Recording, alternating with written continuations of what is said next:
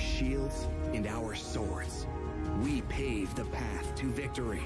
With our shields and our swords, we temper our courage. With our shields and our swords, we're making history. With those who make the game a reality, we're the vanguard. We're with the best. Let's raise our shields.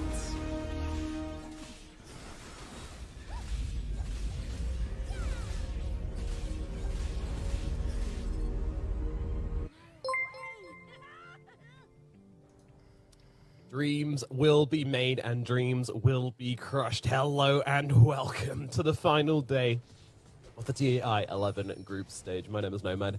Joining me is Skip as we get into this critical best of 2 series. But we could say that about every series going on right now because there is some serious figuring out to be done here in Group B. Yeah, we still got stuff to play for. Things are looking tense, really. We got PSG.LGD versus BETBOOM. BETBOOM not on the best run, but they still have their lives in their hands at the moment. A 2-0 here does mean that they can, I think, secure themselves lower bracket. Anything else, and it's kind of up to the results of some of the other matches. So, tricky spot to be in. Yeah, it is indeed. I mean, even if they do, it's kind of out of their hands, you know, even if they do get it, I guess someone from Sonics in Gaming has to lose. So if they get the 2-0, yeah, you are right, it'll be 12 and it'll be a tie. So they get to go into tiebreakers if they get the 2-0. But if they lose a single game, then it's going to be very difficult. It's going to be very, very difficult indeed. They're going to basically rely on Sonics getting 2-0'd by Gaming Gladiators. So it's all very complicated. You can sit on Liquipedia and figure it all out if you want, but we've got the information here. PSG.LGD, by the way, they just need 1 win. That's all they need, just 1 win, and they will secure themselves upper bracket here in Group A. So they're in a fairly luxurious spot. Yeah, and 2 wins, I think they secured themselves second. So, yeah, pretty good place to be. Shouldn't be under too much pressure. Just have to get through BETBOOM, who do play a little bit of their own style. It does feel a little bit similar to Entity, that they've maybe been figured out somewhat.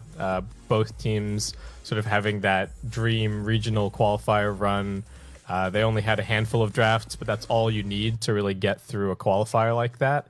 And now on the main stage, it feels like they haven't really adapted that much, and they are getting exploited. I think the meta for BETBOOM as well just doesn't super suit them, and the drafts that they love to run. They're still doing their thing, but it just so happens that the TI meta is good against their setup. Yeah, no, I think that's a great piece of analyst work there. Skip as we jump into the draft for this game. It's BETBOOM versus LGD. So you can see BETBOOM, they're moving into the old classic of Martial Lashrak, and PSG.LGD, they're going to go with the Primal and Melina. So pretty straight down the straight and narrow for these 2 teams starting things out. Yeah, for the most part. I think LGD have been doing a lot of different stuff in their drafts. To look at a couple of their players, and they've played a different hero every game almost. Like Ame's on that train, and this is the same story, I think, for Faith Beyond. He's close. I think there's only like 1 or 2 double ups.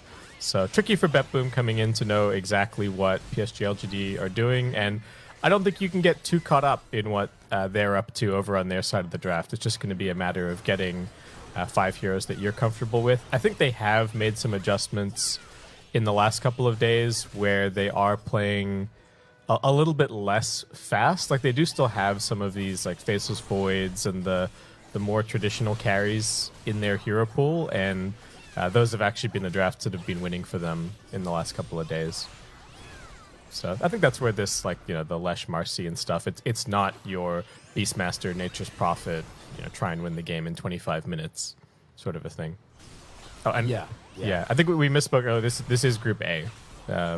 We just had a Group B round. Yeah, this is Group A.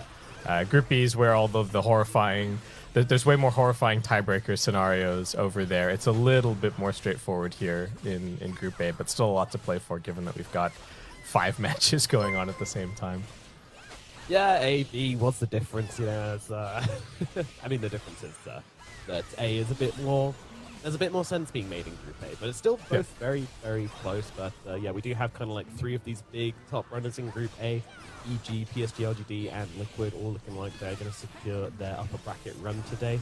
Looking like there may be tiebreaker scenarios for the 4th place, possibly. And also looking like it's very possible we'll get some tiebreakers for 8th, 9th as well. And that's the exciting one as well. I mean, they're both pretty exciting because starting upper bracket at TI is a huge buff. You avoid the best of ones of death, and you also secure yourselves already a good starting position, a decent chunk of cash just by going straight to the upper bracket. Yep. Lower bracket is terrifying. Yeah, I think lower bracket's a little too scary. You just don't know who you're going to be matched up against either. Like the lower bracket teams are going to be no slouches at this TI. The field is looking pretty close. It's looking pretty competitive. There are plenty of teams that even if you're favored, how many like 1-1s have we seen in series that we thought, oh yeah, this is going to be like a clean 2-0. So putting it all down to kind of a coin flip is a bit scary. Yeah, looking at you, Hikori. Boom pick and shaker. Okay, so this hero it's not looked good. By the stats, by some of the games that I've seen, it's just tricky to make it work. I think maybe it's okay here with the Marcy and the Lesh. They've just got a ton of stuns. Where does that leave the Marcy? I think they've got this as a little bit of a flex. So I'm looking over it now. Yeah.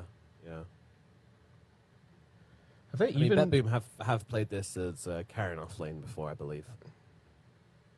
Yeah, I have a memory of that. I don't know if they've necessarily done it here at TI, but maybe during regionals. Not. Yeah. Okay. Yeah. So yeah, I think although they've played Marcy both 4 and 5 as well, so it could actually just be Seneko, Marcy, and Roger Shaker. Though I'm not sure that that's what I want to see necessarily. I think I'd almost prefer to see the Marcy going up to a core spot and then having the Shaker, as PSG.LGD wasting absolutely no time. We're going to see this Lina Lifestealer coming out. The Lifestealers look fantastic against the Lesh. I think the Lich is kind of the idea against the Marcy, right? So even if this Marcy's getting in on top of your Lina, you're going to have the Frost Shield to be able to protect her. Maybe she can buy a Hurricane Pike, get away that way. Yeah, LGD seem like they've got ideas to deal with this BETBOOM strat. Yeah, it's looking good, but BETBOOM aren't going to come out with the Sniper here as their 4th pick, which I like. I definitely do like it. They don't really have the catch. You know, this Primal Beast. You always need 2 sources of catch on the side of going against a Sniper, because 1 isn't enough. You just Hurricane Pike away from it, and your life is easy. So yeah, he's going to get the Pike. He's going to get the Shard. Like this hero does end up with quite a bit of mobility, even without having to like compromise on his damage. I do, and I feel like I harp on this a lot, but I do worry a little bit about the structure of BETBOOM's team fight. Like, they don't currently have anybody that they're really willing to get jumped on. Maybe Lesh will be tanky enough. And they do have the Shaker as a counter initiator. So maybe they can kind of dangle the Lesh in some of these situations. And then, if the Primal Beast gets on top of him, the Shaker can bail him out and they can reset the fight, take it on more favorable terms. Yeah, that's certainly kind of seems to be the kind of principle behind the Shaker pick, but whether that's going to work is a different question, especially with the amount of catch and kind of re-engage they've got on the side of PSG.LGD. One thing I love about this Primal Beast as well is that it leaves this last pick really open for PSG.LGD, so they can either grab themselves a Faith Beyond hero or a Jinkyu hero. Yeah, whatever they feel looks better here. BETBOOM more worried about the Faith Beyond pool so far, but like we've said, it's been pretty big hero pools for the LGD players. Okay, there's no Brood. That's good.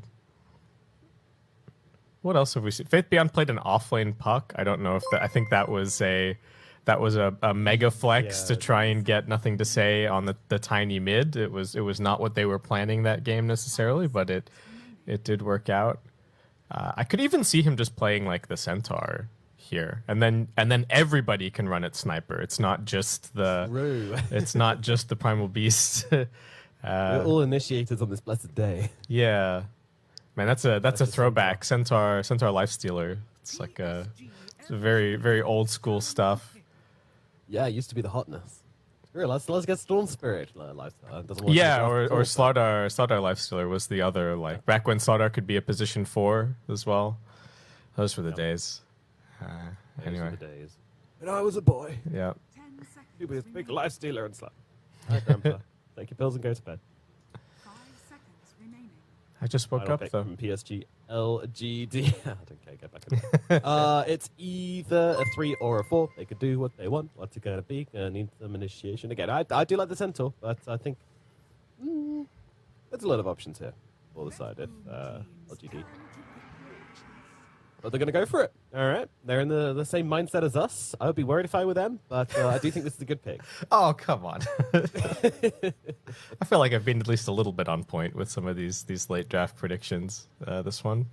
For BETBOOM, what's it going to be? What have you felt confident with?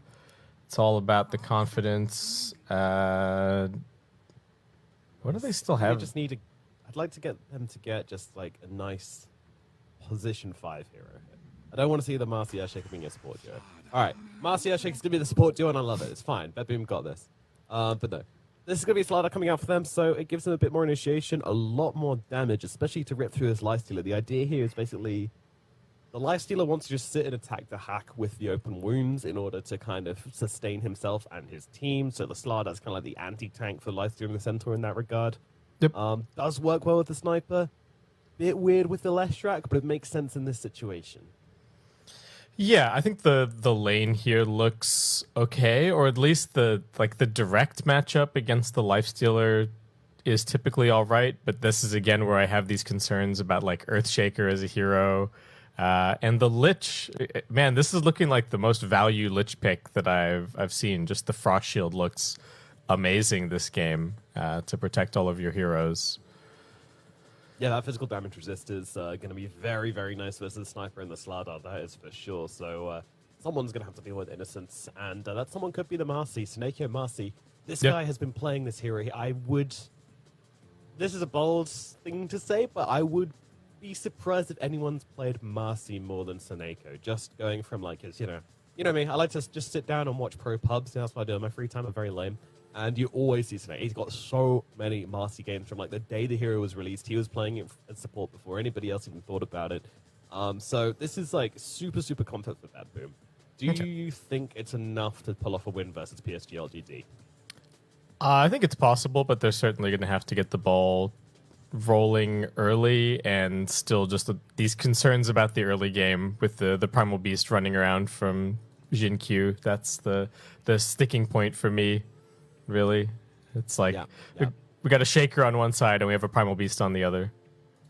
Alrighty, let's jump across into game number 1 of this best of 2 series here. BETBOOM on the brink of elimination. I mean, technically they're dangling into the void already. They need this win to drag themselves back up that cliff and onto dry land. But my god, it is looking difficult. Oh, and they are. So I think the last time I saw them play Sniper was Dahak playing it, but it's a Laurel Sniper, and Dahak is going to be taking the Leshrac in this spot. I think this might actually be his first game on the hero for the TI groups. Hey, interesting.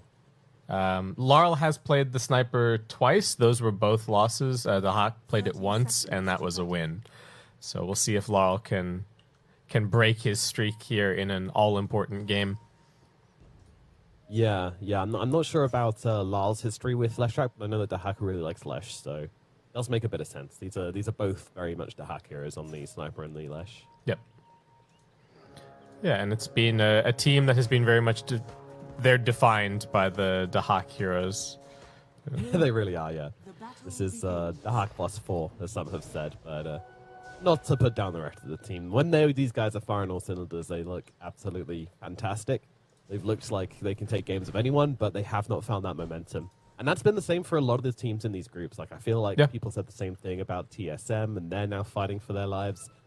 People said the same thing about Boom, and they're now most likely eliminated. So it's TI, man. Brings out the best of some and the worst of others. Yeah, the trickiest thing for BETBOOM is that they just never managed to take any of those like clutch 1-1s against the really big teams. Like everybody that's kind of on top of this group, they all got 2-0'd, which has sort of put them in this very precarious position.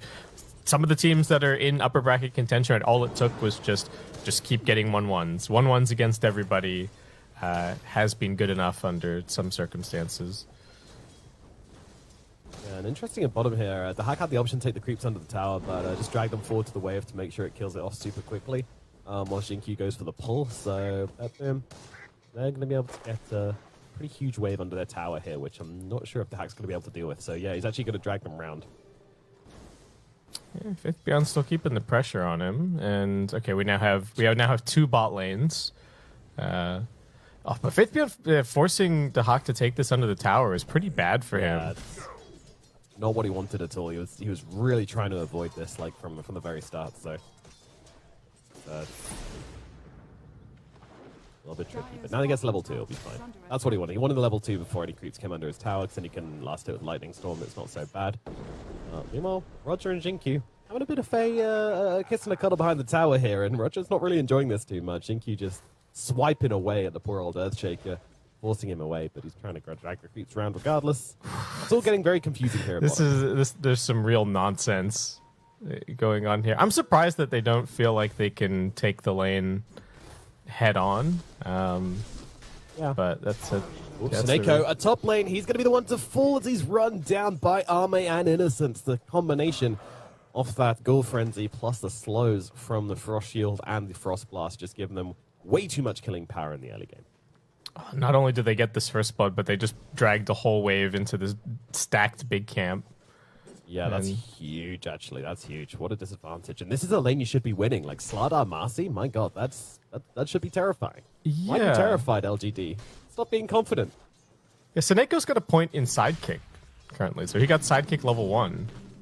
Now he's got the dispose. All right, doing something. Yeah, let's see. Arme trying to fight through this at the moment is going to be able to get over to the safety of the trees. Don't have a ton of regen up here, but he's going to sustain naturally. Spin out onto the sniper, Bilal. He's actually just going to turn this around on nothing to say. He could be in some trouble. Oh, that's a big miss on the shrapnel, but it's not going to matter. Lal brings it down regardless. Nothing to say, taking a step too far forward. A big kill for the young offlaner here of BETBOOM. They tried to force it, and he was winning the lane super hard before that point. 7-2 against 15-6. But thought that he could get the kill. Maybe some revenge now as he's respawning and Jinkyu's lurking in the trees. But Laurel, do you sense this? His senses are tingling a little bit, and Jinkyu might give up the goat for now. About to head back over to Roger. I mean, they might have spotted this on this observer they've got and would have just caught a glimpse of Xinkyu moving across. There's a lot of brawling going on in the mid lane, actually. Lal and nothing to say. Not getting along. They're not having a peaceful time with each other. No, certainly not. But Laurel doesn't really need the water rune, so it doesn't really matter that Jinkyu's coming over for this one. Roger's keeping an eye on what's going on over here. Yeah, just making absolutely sure that Jinkyu is not going to be sitting in the trees next to Lal and stopping him being able to lane. It's a very straightforward strategy for Roger here. Has to just follow the Primal Beast, because the one thing we know about Primal Beast is that if he gets a good start to the game, it is so hard to shut him down and stop him just running around the map and killing you. So, especially from a pole position, like, you just need to follow him around a bit, make sure he doesn't get any initiations off, and if he can't do that, he does feel like a much worse hero. Yeah, they've done a good job so far, and I kind of like the giving a lot of the experience to the Leshrac. It feels to me like Roger should have a lane that he's going to be able to go to and find some farm at some point, either the Lesh or the Sniper heading into jungle. I think this is getting gone on a little bit at mid. Jinkyu comes TPing in. Yeah, they get the stun, but Lal, he's kind of running out of damage here, and Jinkyu moving across as well. He's got the trample to scare away the Sniper, but Lal going to be able to stand his ground a little bit, trade off a little bit of damage here. So Sniper holding his ground making sure he's face beyond. Down at bottom, Lightning Storm's out. The hack, he's got a wand. He will give him another Lightning Storm, and Shineko comes moving across as well. The Lightning Storm will bring him down. BETBOOM, Dahak, getting himself a really critical kill here in the bottom lane. That is going to feel great for the Lesh. Yeah, that's fantastic. Anything you can do to kill the Centaur before it gets too tanky to deal with. It was a nice rotation from Seneko, but it does leave Noticed a little vulnerable at top. He's probably not going to get a whole lot for the next couple of waves. Ame and Innocent's definitely going to try and force him out of the lane. Money to burn. So far, so good for the early game. Yeah, not looking bad at all for BETBOOM, has to be said. A little bit behind, but not a worrying amount. I mean, the one concern is the sniper. He did get the kill onto Nothing to Say, so it's no weapon looking terrible, but look at the pressure coming out onto him now. Nothing to Say. They get thrown around by Seneko. Lal going to try and stand his ground here, and they are going to be able to bring him down, especially with a rotation in from Roger. Oh, why looking in trouble as well. Lal trying to get off the last hit onto him, will be able to do so, but probably going to die himself here. Although Zinkyu, he is going to go able to get the kill. Now gets up to the high ground. Seneko and Roger giving chase. They're going to have the dispose available should they want it. But I'll just go in with the rebound 1 and rebound 2. They get the kill onto Zinkyu. I mean, 3 kills for the side of BETBOOM. They do lose their sniper, but very much worthwhile. Yeah, that was great. So Jinkyu came in and he didn't have the mana to use Trample. Fortunately, Innocence was able to pass him a mango that he could get it off and finish off the sniper, but still, this hurts for Nothing to Say at these deaths. He's been winning the lane, but the support rotations are making the difference. Yeah, it really is. And this is going to give them a ton of XP, and they're going to use that to go on to Nothing to Say again. Here, Laguna Blade comes down, but they get a kill to Nothing to Say again. Lal, once again, just having stand his ground and fight into Jinkyu. Jinkyu can't actually finish the job. Onslaught interrupted by Roger as he wraps around the back. Lal trying to keep himself away. They'll use a Stampede to finish the job, and Jinkyu might still get away from this one. Seneko is chasing. He's got the rebound available in 3 seconds. Innocent's going to slow him down, and he is going to stop him from at least killing Jinkyu, but might have given up his own life here. Seneko tries to jump across there. A little bit awkward with the rebound. Do they have the damage to just bring him down? They'll use the sidekick, but Onslaught coming on through from... Oh, it's not enough. And Jinkyu could put himself in some trouble. Nah, they're out of mana on the side of BETBOOM, so Jinkyu's got to get away with this. But still, more kills coming. These supports are getting so much XP, and I'm not sure if an Earthshaker and a Marcy are the 2 heroes you want to be bleeding XP to on the side of PSG.LGD. Yeah, they're kind of getting away with it, and now the rotation bottom. Dahak getting it done. The nice little stun out from Roger as well. Roger, man, he is just everywhere he needs to be in this early game. You know, there's been some support players in this tournament that have had their Earthshaker licenses revoked, but it's not Roger. He's looking great. He's clutching onto that Earthshaker card, that's for sure. Such a fun hero to play when it goes right, but so miserable when it goes wrong. And another go in the middle lane. Got haste. Nothing to Say this time around. Has a haste in it. He's just running forwards. He's just going to gun down Lal in the street. Now turning his attention towards Seneko. Finally, Seneko getting punished for this mindless aggression in the middle lane. Oh my god. PSG.LGD answered that one with force, even bringing Ame across towards the mid. 4 heroes thrown at Seneko there, saying, please, stop trying to kill Arlena. Did they not click on him or what? I think that haste means that there's never a kill there. Even if the sniper was already hitting him as the Marcy jumped in. It's only 1 point in rebound. So it's only a 0.9 second stun. Maybe if they'd had the level 6 on the Marcy or something, but that whole thing seemed a little ill-fated from the beginning. Yeah, seemed a bit doomed, but nevertheless, slight miscalculation from BETBOOM, just feel themselves a little bit too much, and they'll be put back in their place. Something which LGD are very good at doing. Yeah, and I am a little worried that the sniper's not finding a whole lot of net worth. He's only level with Faith Beyond currently, so his laning stage not looking great. Needs to find a little bit of quiet time to just go hit up the jungle. I don't think they have any stacks or anything for him. Roger, nice little block onto Jinkyu here, but Jinkyu just going to go for the short onslaught to get himself away.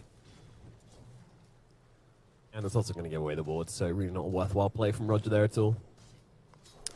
Yeah, they'll come over and deal with that in a little bit. Ame just completely free farming at top. Thank you. He just stacked the camp and The hack is already there, and now they're looking towards Q himself. Oh no, he was like, hey, my creeps, no! And now he's gonna die as well. Oh, the life of support, sometimes it can be rough out here. I think the first time it was like, oh, maybe there's a ward here. And then the second time it's like, okay, there's definitely a ward here. Ping it again. Get it out. Yeah, they even throw out the scan just to see if they're case. still in that area. Interesting, yeah. In BETBOOM, they're trying to find the pace right now. Yo, trying to move forward again. Nothing to say, no hesitation on the Gouda Blade, but will be actually forced back. That was an Arcane Rune, though, so we'll be off cooldown again pretty darn quickly. Four-man rotation from BETBOOM towards mid doesn't really seem like it's going to end up profiting them anything.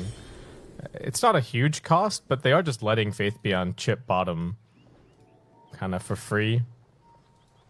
Which is Yeah, a little bit disappointed that Faith Beyond didn't try and keep his catapult alive there.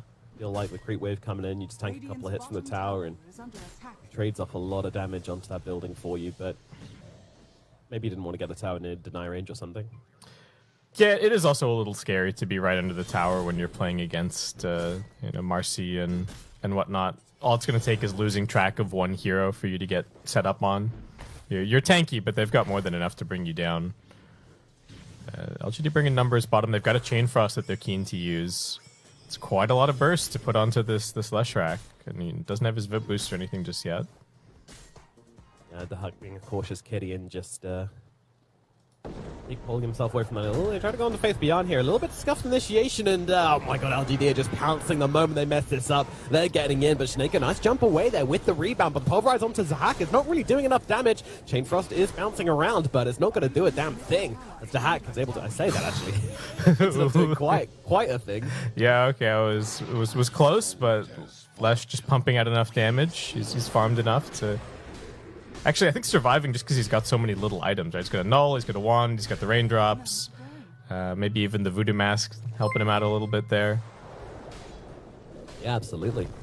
And that's what we were talking about before with the Primal Beast, right? Like, if he found some of these earlier rotations and connected, he'd have the XP to absolutely, like, make these kills happen so much easier. But because he was shut down so hard by Roger and just followed around and cancelled out, like, he's completely nullified, and his impact in the game now is suffering because of that. He's currently sitting at 3-3-1, so, you know, still doing all right, but not having that Primal Beast game that everybody dreams of when they pick this hero. Now Lol under the tower is going to get beaten down. There's a Pulverize. You know what? I take it back. Shiki's still doing work on the hero. Yeah, and LGD poking them from two sides. There's double damage Lina trying to take this tower. Ooh, nice little use of the Tumbler's Toy from Faith Beyond. Did dodge out the rebound stun, which might have met his demise, but nothing to say was waiting nearby with the DD, so... Yeah, you go on that Centaur, you're going to suffer for it. Meanwhile, pressure coming out of top here, and no response really from the side of BETBOOM, so PSG.LGD just going to take this offlane tower for free. Yeah, unfortunately, their mid isn't really ready to get involved at all, and nothing to say. Finds a nice opportunistic DD, so he's ready to go and do stuff on the map. And we are going to start to run into some of these, Earthshaker problems. Even though Roger's having a fantastic game. He's already got Arcane Boots. He's getting really close to his Shard. Almost has the money before he's even allowed to buy it. But still, there's only so much that he can do currently. Well, I'm sure he's slightly tempted to go for the Blink Dagger. Like, you're having such a good start to the game. You could get it at a decent time, but it is just going to give a lull in your pace, which I don't think BETBOOM want at the moment. Yeah, I think I like the Shard a bit better this game, actually. It's just, it's tricky. Who are you going to echo? I don't think there's ever really going to be a multi-man echo in this game. The Lina's going to be positioned way back. Lifestealer, he'll be in the middle, sure, but there's Rage.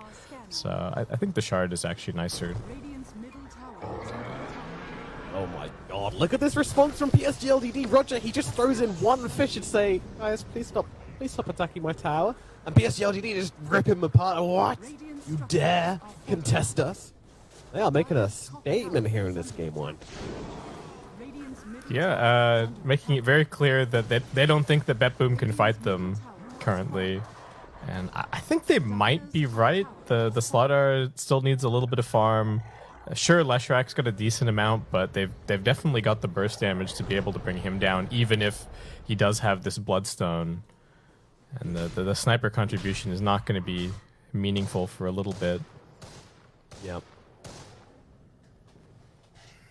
I hate to be that guy, but They're just going to walk into Roche. almost forgot they had a Slardar, to be fair. But Yeah, we're reminded of it now. We haven't seen a whole lot of notice on the map, but this is a very fast Roshan.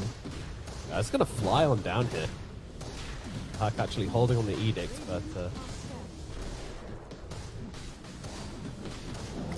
little Shan going to be very, very dead. PSG.LGD nowhere near in the neighborhood to contest this one. So great little play from BETBOOM here. They were securing Aegis for Dahak early on. PSG.LGD absolutely swindled. Okay, he's pretty strong with the with the Bloodstone and an Aegis. I think it will take them.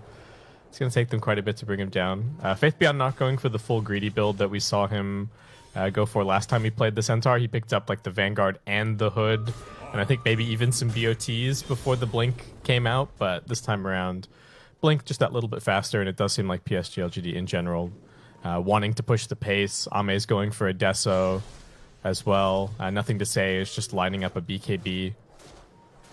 Jinkyu getting gone on at bottom. Trying to stampede him out. Is that going to be enough, actually? Oh, he's already... Onslaught's already been interrupted. Yeah, he's a gunner, unfortunately. BETBOOM grab themselves a nice little cleanup kill in the bottom lane. Dire's top tower is under attack. So, how bummed are LGD going to be that they don't get this Aegis? I think that they had to appreciate that it was a possibility. It's just so hard to be standing around the pit constantly. Oh, they missed the Fissure on Faith Beyond. That is unfortunate. Centaur being beaten on down here as Innocence jumping in as well. Though the Chain Frost going to take out Notice. Seneko trying to get started on this. Dahak moving in as well. Infest going to peel Faith Beyond up, but not for long as he dies regardless. Now they catch out the Lifestealer. Ame, big target. They bring him down in the backline. Jinkyu, though, he manages to find Lal, but I don't think he's got enough damage by himself to bring him down. Pulverize coming through as well, but Lal's going to survive through it all and now start getting a bit of revenge and blasting into the Primal Beast, who's going to lose his life. 3 dead on the side of PSG.LGD, 2 on the side of BETBOOM. Bit of a trade going on in the Radiant jungle. Yeah, really nice. Faith Beyond thinking that he could stick around there, but does certainly get punished. They still hold on to the Aegis. It didn't look like it was a real fight that LGD were looking for. Nothing to say, was just chilling out over on the other side of the map, pushing in top. And Jinkyu continuing to die is really going to hurt his BKB timing. These back-to-back deaths going to sting. Yeah, for sure. Faith Beyond's going for the Wraith Pact. It looks okay, but I think BETBOOM are actually really good at dealing with it, like especially the sniper. It's just, or even Marcy just used one flurry on the Unleash to get rid of it. So we'll see how useful it ends up being. I'm kind of surprised that he's not like thinking about maybe a pipe or a Lotus or I think something like that. In this game. Yeah, Crimson even looks good. It's an item we've seen occasionally. Some offlaners like Saberlight and a couple of others, Toby, I think, have been leaning towards the Crimson every now and again whenever they feel it's necessary. But then again, Wraith Pack always just feels so good. Yeah, it's a good item for sure. Okay, so BETBOOM very cautious, just kind of slow sieges. Laurel doesn't even want to show. They're just letting Dahak take the tower. Laurel's sitting all the way in the back. I think he's very aware that there could be an infest gank or whatever else looking for him. He has started catching back up in the farm. And I think he's just bought a Deso, which is... Damn. Yeah, that's aggressive. Yeah, I guess just full synergy with the minus armor. Speaking of aggressive, LGD... Yeah, they're moving into this angle right now. Who will they find? Well, the first target is going to be Seneko. A nice little stun from Roger, going to buy him a little bit of time, but the open wounds upon him, and they will take him down. Roger also going to get eliminated on the sidelines, as well as PSG.LGD. The invasion, it nets them 2 kills. So just a blind jump up the hill for the Tumbler Store from Faith Beyond. I think it might have been. I don't know that they really saw anything. That sounds like a Faith Beyond move. Yeah, just full confidence from LGD to go charging into the enemy Ancients when the Aegis is still up for BETBOOM. But they obliterate the 2 supports to start, and this is part of the problem for BETBOOM. There isn't anybody that can really be that first point of contact. I think it should be Dahak while he's got the Aegis, but they were not quite in the right position, maybe not thinking that LGD were going to get there so fast. Because it's a totally different fight if the Lesh gets gone on. It is, yeah. If the Lesh gets jumped, it's pretty bad pretty quickly for BETBOOM. Well, actually, that's said with the Aegis. Maybe not, but the Aegis is now gone, so yeah, absolutely going to be the target in most of these fights now. And as you mentioned before, usually targeting the left track is a big gamble, because if you don't bring him down in time, he will just out DPS you. Pulse Nova is a ridiculous spell, but that gets countered out by the open wounds. As we've seen a few times before, this lifesteal are very, very good at not just himself dealing with the Lesh, but allowing his team to deal with the Lesh. This spell is sick. I've become such an open wounds fan. Yeah, I think it's just been buffed and buffed. At first, when they swapped stuff around, I was like, oh, so now he gets to pay all this money to get what was basically old open wounds. But it's like, oh, you get open wounds, and you get a new open wounds every 500 damage, and your whole team gets a little bit of feast, which is kind of crazy. Yeah. It's just too much compounded into one spell. It's just become so valuable, especially against these targets which kind of want to sit on the front lines. Yeah. Now DPS you you just can't do it anymore. And now we will jump inside Faith Beyond. This was entirely spotted out by the side of BETBOOM though, so entirely their choice now how they want to take this. I think the choice is get around. Yeah, Senega's trying to break the smoke. He is going to be able to do so, but it's going to cost him his life. And PSG.LGD more than happy to just back away afterwards as well. Open wounds out onto the left track. He's going to use himself to dodge the LSA.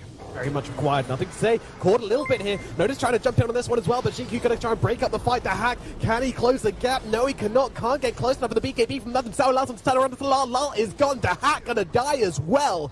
PSG.LGD respond with force. It was a beautiful just little kite away from PSG.LGD. Dahak ran forward. He'd already pressed the Bloodstone. They forced him into pressing the Yules as well. At that point, he's got no defensive buttons left whatsoever. And suddenly the trap just snapped shut from PSG.LGD. Absolutely, yeah.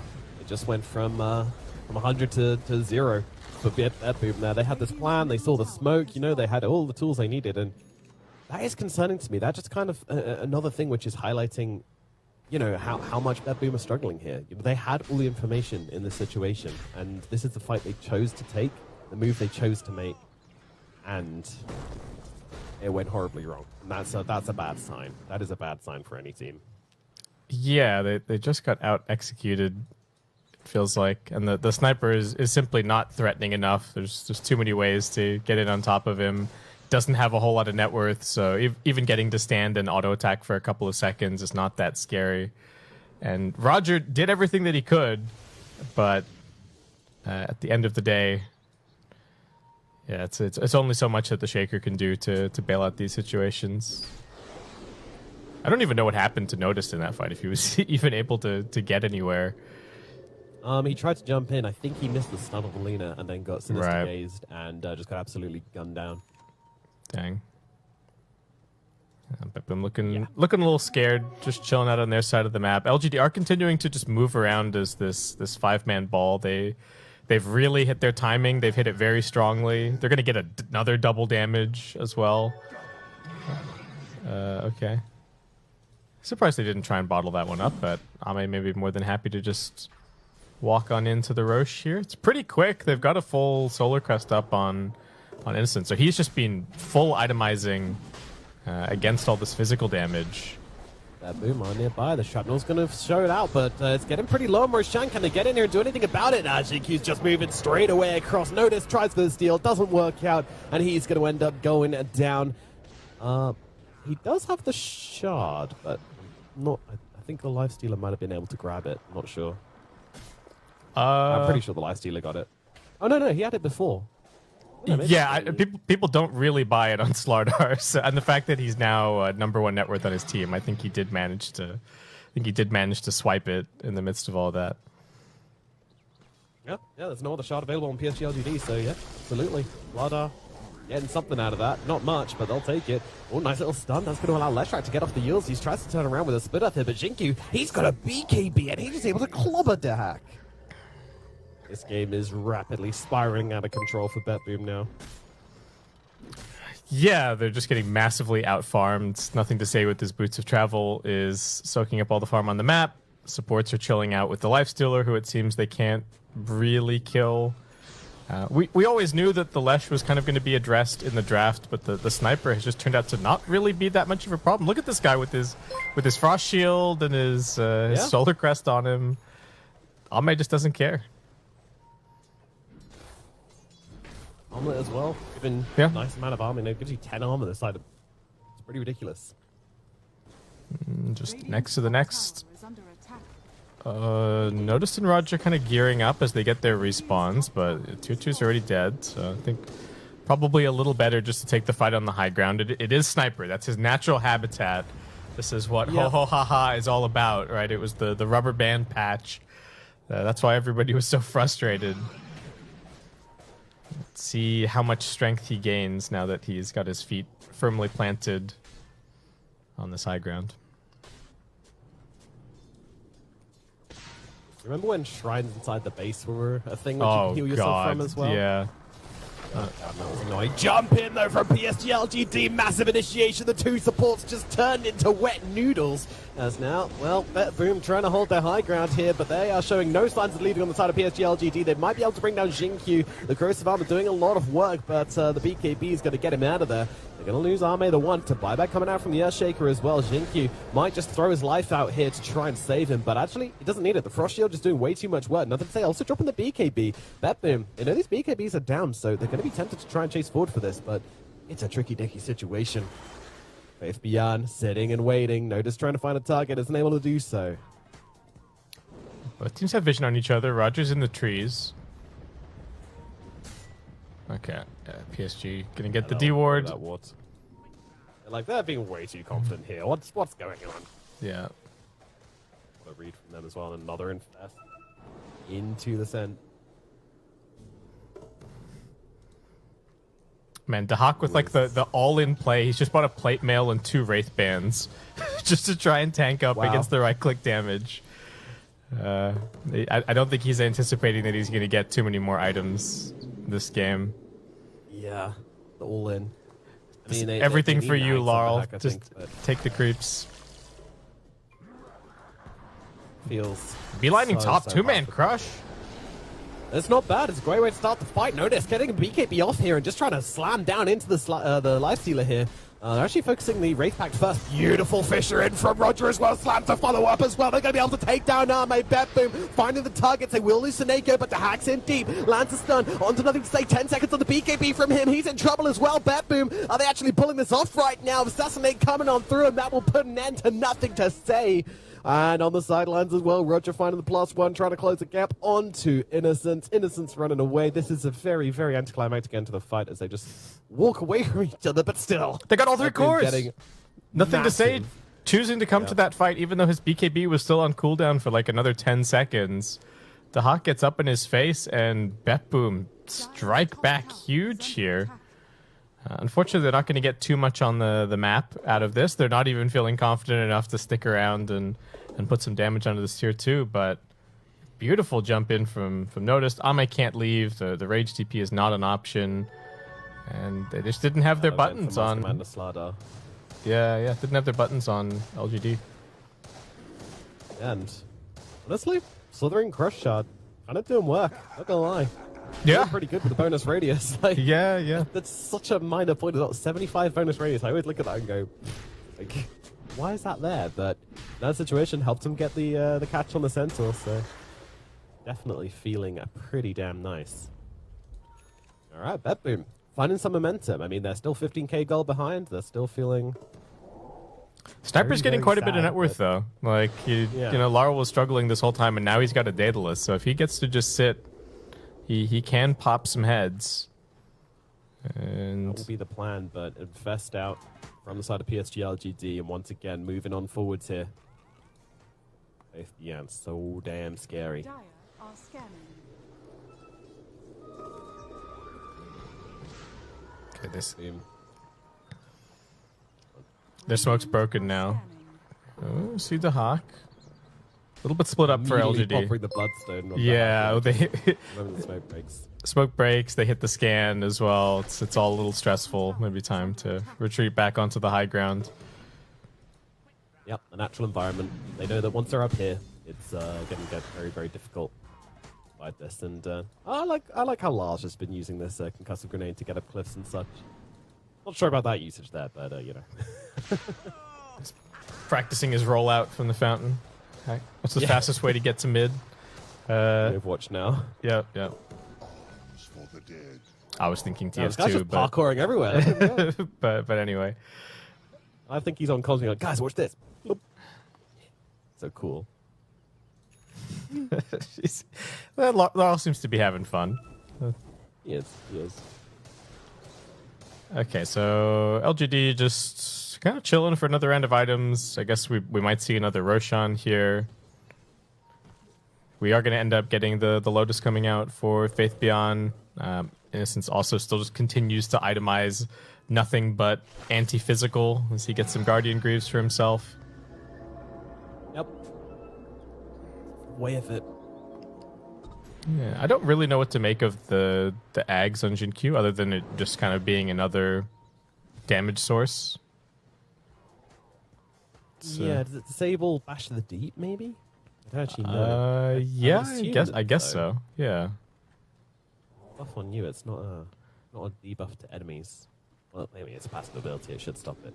Yeah. So the break going to be useful in that regard. Actually, the Leshrac does nothing, but- it's pretty miserable for Shaker, right? If you get you get broken, because then your Echo doesn't it doesn't stun anymore. The only reason that Echo Slam, as Rubik players well know, the only reason that Echo Slam stuns is because of Aftershock. So maybe that's what it's about. Leshrac was one of the first heroes I played, and I was like, I didn't believe in passes when I started playing Dota, so I was like, what's the point in this hero? It's rubbish.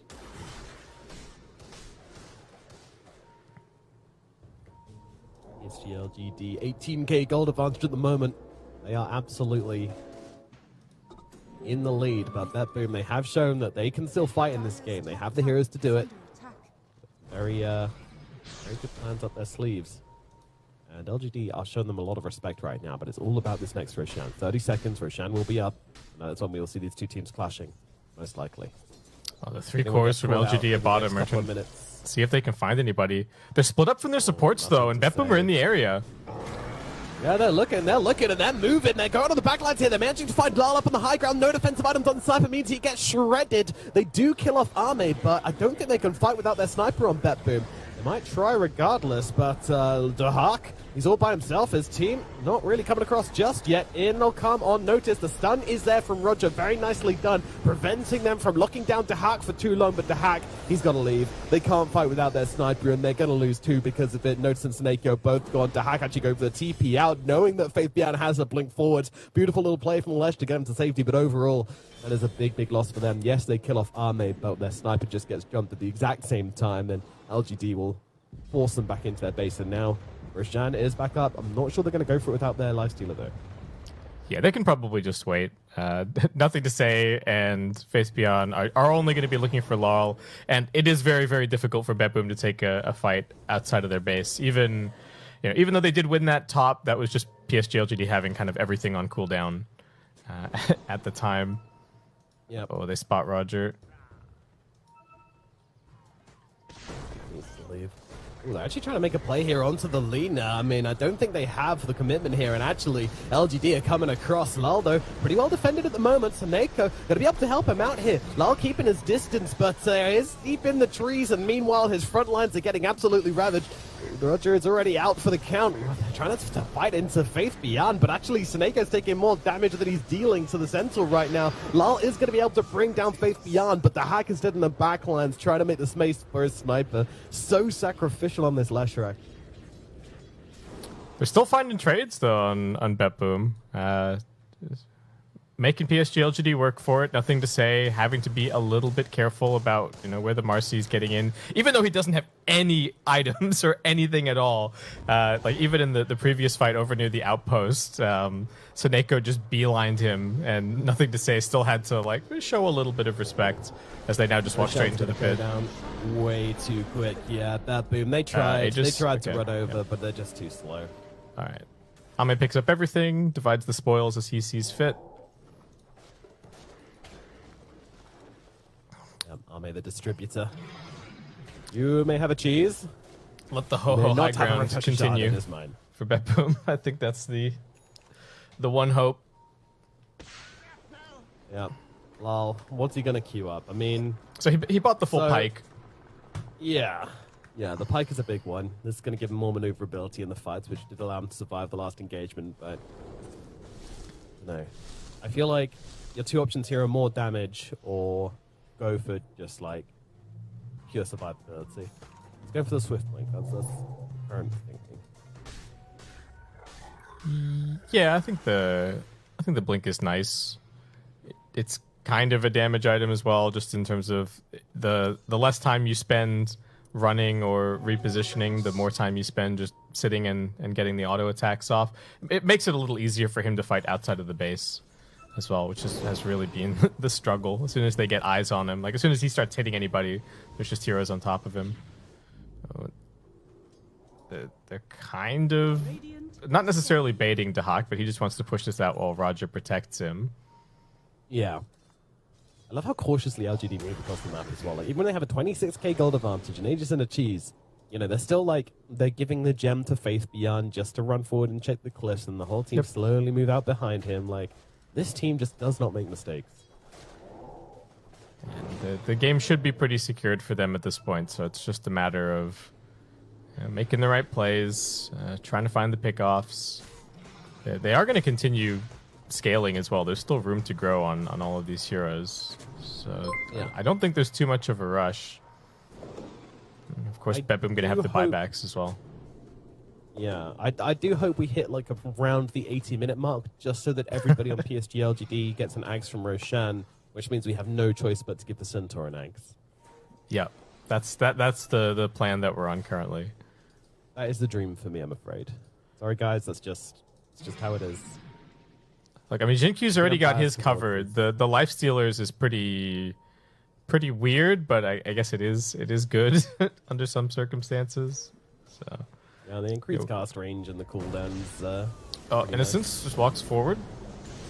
Yeah, he is actually going to lose his life here. Jinkyu popping the BKB and going onto the hack here. It's a big target if they want to try and bring him down, and Soneko's just going to come and try and save the day. So actually has a blade mail at the moment. Nice stun onto two. They're going to slam just for the lockdown here as Notice commits to the fight, but Jinkyu in once again with the second BKB. They gave him the refresher shot to get another charge out on this and another pulverize, which completely catches the hack off guard. They are now pewing him down from the high ground, though. Lal doing the work to bring down the primal beast, but yeah, interesting fight from PSG though. Yeah, still a little bit more expensive for BETBOOM, but it is a hold. Goes to show when Sniper's just able to sit there. It's kind of difficult to dislodge. Yeah, it took me a minute there. I was like, how is Shinkyu back in with another BKB and another pop? They handed over the shard. Very nice. Yeah, so I don't know if they were even really like fully looking to take a fight there. Nothing to say did TP into the bottom wave and kind of backstabbed. And I am curious to see what LGD's plan is necessarily. Like, do they think that they need to split push? Do they show like 4 heroes on one side, kind of fake out an engagement, and then nothing to say is like chipping elsewhere? Or do they feel like they can just get full items and force their way up onto the high ground that way? Yeah. Just overwhelming net worth. That's a question. Nothing to say, it's actually 25 as well, which is very, very early, to be fair. We don't really see 25s being hit at pre-40 minutes these days due to the XP changes. But yeah, Laguna Blade now going to be pure damage and goes through spell immunity, so take a nice 900 damage nuke to the face. That's like half a Sniper's HP pool if you can get him. Yeah, and well, if he gets too much more net worth, he can definitely still pick up an Ags and a Shard for himself. and just get the best of both worlds in this Lina build. I would really like to see the Ags on this Lina, honestly. Like, if she can just get the Ags and silver Ags like Flame Cloak, Silver Edge, run around the back lines of a fight. Yeah, you can just like you could fly over the trees and just come find the sniper. It's like, what's he gonna do? It would be a strat, but it would also be kind of risky because if you get caught out there, then things are gonna get hairy very quickly. Prefer just to stay in the bulk of her team. You're always gonna be the ones playing it safe.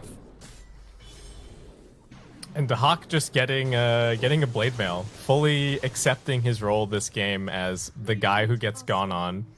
Yep. Fair enough. Like we said, his hero is pretty countered, so, and they didn't really have much of a front line, so Lush gonna try and take up that mantle. Yeah, they are kind of making a play on Faith Beyond here, but it's a very soft commitment, even using the Ice Spire just to plonk that down and give him a bit of health. I think you're always waiting by the sidelines, ready with the Blink Pulverize, so very, very hard for BETBOOM to do anything about this. Yeah, they did kind of whiff the initiation a little bit there. They like crushed and Yules at the same time, but yeah, it wasn't really going to be a kill anyway. It was just checking PSG.LGD, who's in the trees, who's there. BETBOOM do smoke up. Okay. See nothing to say. Movement here as they move in towards the mid lane and do manage to catch out the Lina with the stun. Notice going to follow up as well. BKB is there, but the bash comes out from the Lifestealer, but they are being able to close the gap onto lane safe, but nothing to say. It's turning around, guns them down. 1-2 kills for the Lina. Scuffs initiation from BETBOOM as well. Forced up to the high ground TP out. He's going to be alright, but wow, they did not have the damage. Just overextending for this Lina a little too hard. Oh, they lost the chain stun.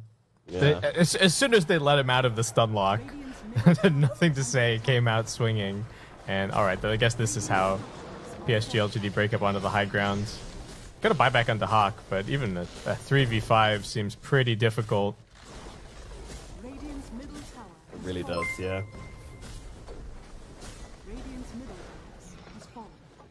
Oh my god, they just push so fast. They're so farmed. It's a 40k gold lead. God, that's pretty intense. Of course, BETBOOM, their hopes and dreams starting to dissipate in front of their very eyes here. Could really, really have gone for a 2-0 here if they wanted to stay in this tournament, but looking less and less likely as PSG.LGD take every single one of their barracks.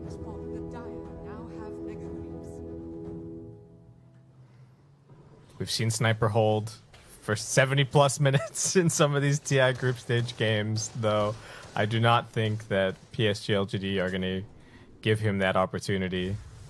I don't think so. No, I don't think so. Faith Beyond. Definitely not planning on that as they go for the infest play once again. Smoke up. Yeah, nothing to say, he's just deciding what he wants his final inventory to be at this point. Just get it all geared up. Jesus!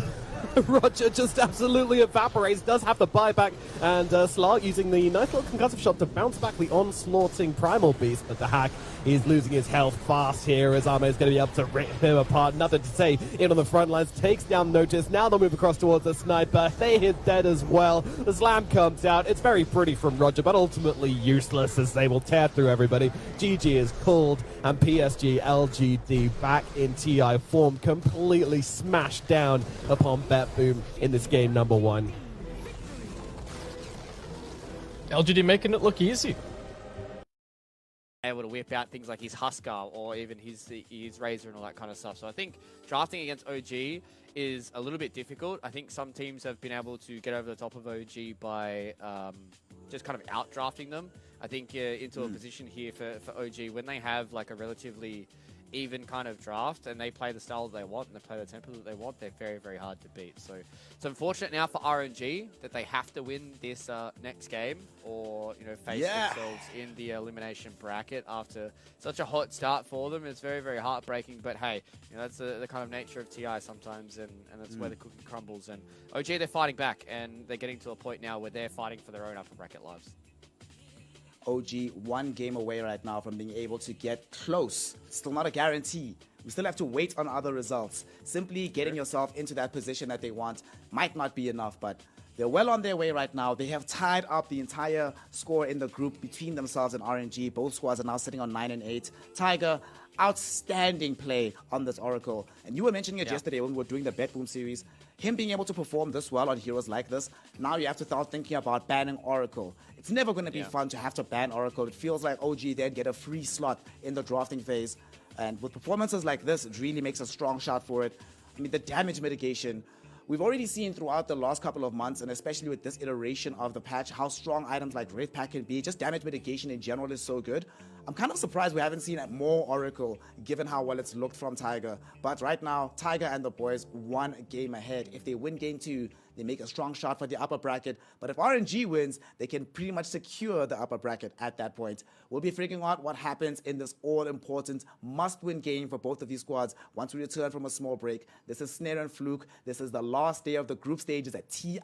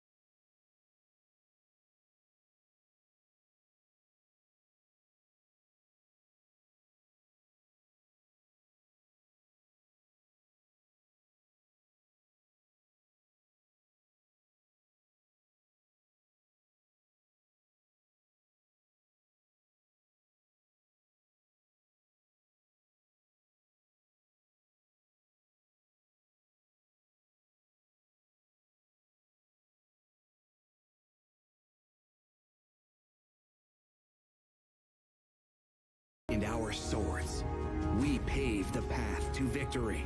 With our shields and our swords, we temper our courage.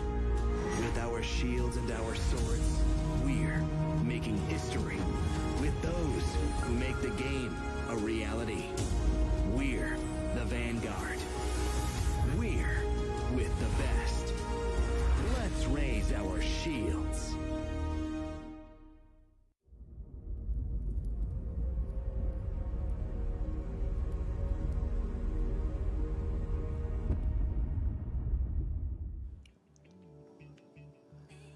Welcome back, one and all, to day number 4, the final day of group stages at TI-11. We're deep into this Group A matchup between OG and RNG, and let's just set the stage for all of you. Right now, it's 1-0 in favor of OG. Right now, OG, RNG, and Hokori are all tied on 9 games, and right now, only one upper bracket slot remains in this group. Whoever wins this game is in the best position to claim it. Hokori could still force a tiebreaker, but if you lose, you don't have an option. You don't have an ability to play those tiebreakers, and you're guaranteed not involved in the upper bracket. This is where it comes down to the wire. This is where big game temperament has to come out. You can see the conversation. You can see the nerves, Fluke. They know exactly what's at stake. Starting in the lower bracket gauntlet versus starting in the upper bracket, the difference is night and day. And we still, to this day, have never seen a team win TI from starting in the lower bracket best of ones. Who are you favoring going into this game number 2? Tell me what the story is going to be.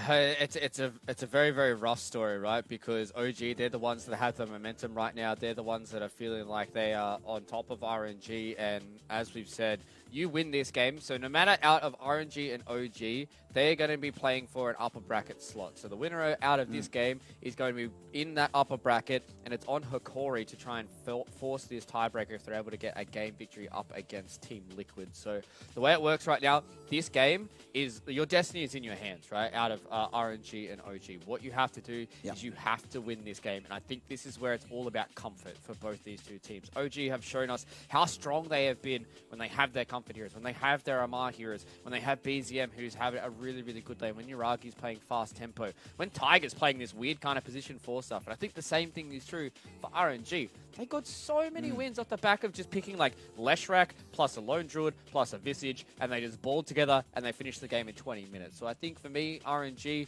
go back to some of that death ball kind of style. Force OG to try and crack this death ball and see if they can get it done in 20 minutes or less, or see if they can just kind of force OG to fight them when they don't want to fight. Because what OG have been able to do in these past couple of series as well is really kind of identify when they're strong, whether or not they've got their BKBs, whether or not they've got their blink daggers, whether or not they've got a few extra levels on some of their heroes. So now coming into this, I think it's all about comfort. This is the final game for both these two squads, so they don't have to play best of ones. And that's a scary thing for both these two teams. Neither of these teams want to be playing best of ones. Nobody wants to be playing best of one snare, but I mean, you got to put everything on the table. You really do have to put everything on the table, and this performance that you bring for this game has to necessarily has to be your best one. Like, we've seen both of these squads faltering, especially RNG yesterday. To be fair, circumstances not necessarily conducive to them performing at their absolute best, but if they are unable, if they falter even for one step here, they just need to have one more good game. Like you said, day 1 and day 2, they look like the best team in the tournament. Day 3, of course, circumstances beyond their control have led to them to a position where they're down now to this last game. They've lost 7 games in a row. That also has to weigh heavily on their mentality, right? It's one thing if you're in a situation where it's like, well, we need one more game, but we've won our last 3 games up until it. So we have that momentum built up for us. RNG have to dig deep, deep, deep in this particular situation. So speaking about draft, you were saying that they need to make sure that they can get themselves into a position where they can play fast, have that death ball going.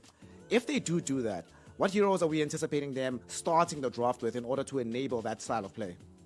I think you really want to try and have some of these heroes that just enable you to play a little bit faster and have some good lanes. So I wouldn't hate to see them pick up something along the lines of, like, maybe they go for their Undying, maybe they play along the lines of, like, their Nyx Assassin. We've seen what X-Nova's been able to do with the Snapfire as well. So I think one of those 3 heroes for your opening support, and then I want to see them try and go for maybe something along the lines of, like, an early Drow Ranger, or maybe they want to go for, like, an early, you know, kind of Luna pickup. Maybe Luna might not be one of the good heroes that they want to try and go go early on here, or whether or not they want to try and have some of these other heroes that can kind of just enable them to kind of walk forward. I think the thing is, for me, is seeing these first couple of bans, because OG in the past have been more than A-OK with just allowing some of these very, very strong heroes to come out on top. So I think for me, it's just all about these opening kind of bans here, and I just want to see RNG go back for some comfort. Play around like your Leshraks, play around like your Nyx Assassins, and play around this Death Ball that has looked so strong for them in the past. Well, that's if they're allowed to have the Leshrak. OG have also cottoned on to the fact that this squad looks amazing when they have that hero. They first banned it in the previous game. Very much an understanding of the strengths of RNG. We didn't see them get back to the Nyx Assassin on RNG, so maybe that's a way that they can try to get themselves back into this. I would prefer to see Kaka play a decisive game on Nyx Assassin rather than Disruptor, but overall, here we go. We don't know what the first ban's going to be. Looks like RNG are thinking about Primal Beast as they remove the Clockwork first, and OG leaving the Leshrak in the pool. OG do have the 1-2 punch, so they're kind of going to force RNG into a situation of, are you going to pick Leshrak or are you going to pick Nyx Assassin? And I wouldn't be too surprised to see OG just leave both in the pool just to put RNG into an awkward decision for their first overall pick. I think also you got to be thinking about this Shadow Fiend as well. It's definitely been something that OG have liked to first pick in the past. Clockwork is relatively good against the SF. You just shot on top of him, and he forced him to kind of play. Oh my god, they actually first phase Oracle.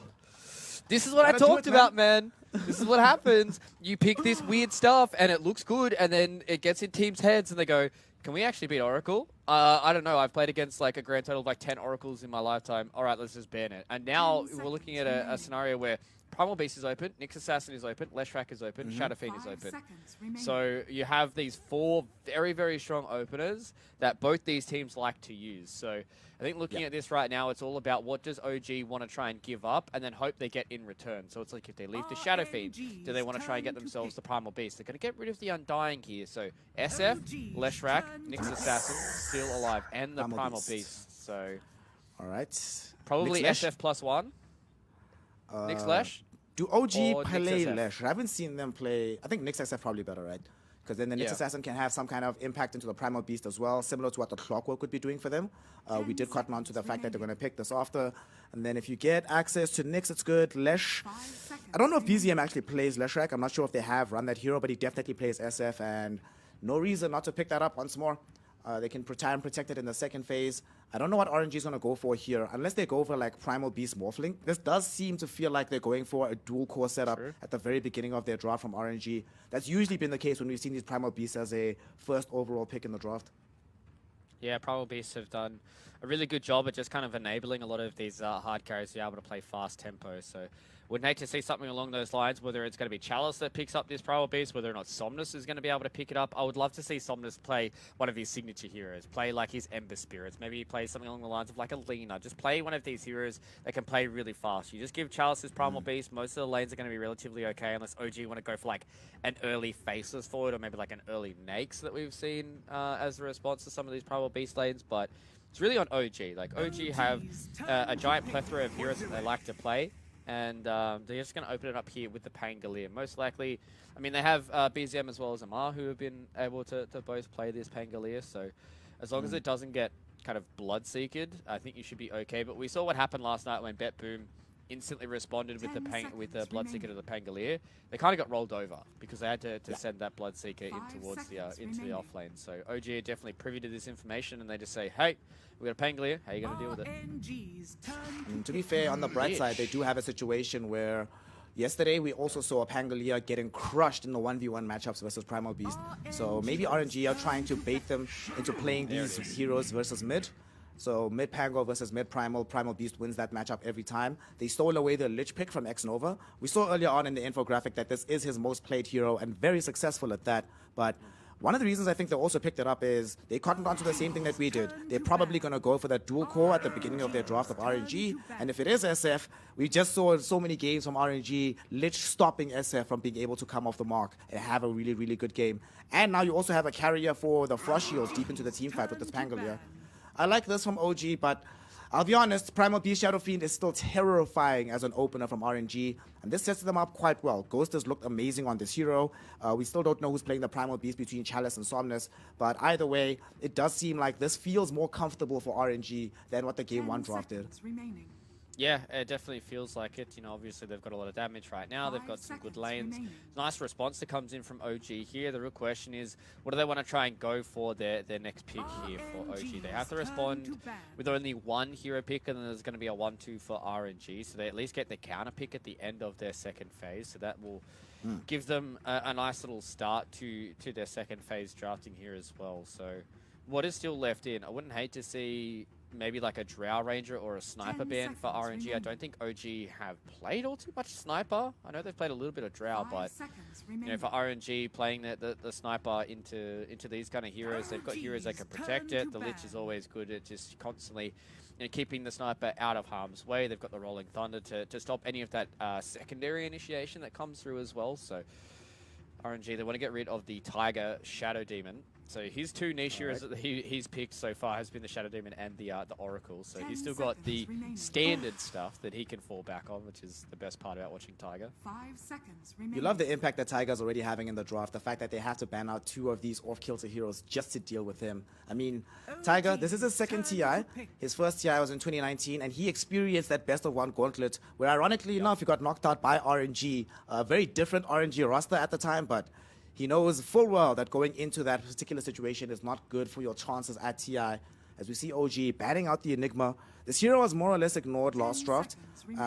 These two teams do play it, but OG tend to play it on Tiger, and RNG this tournament have tended to rely on your Beastmasters, your Broodmothers, your Visages, more so than the Enigma for Chalice, but he still has played the hero and has looked fairly decent on it.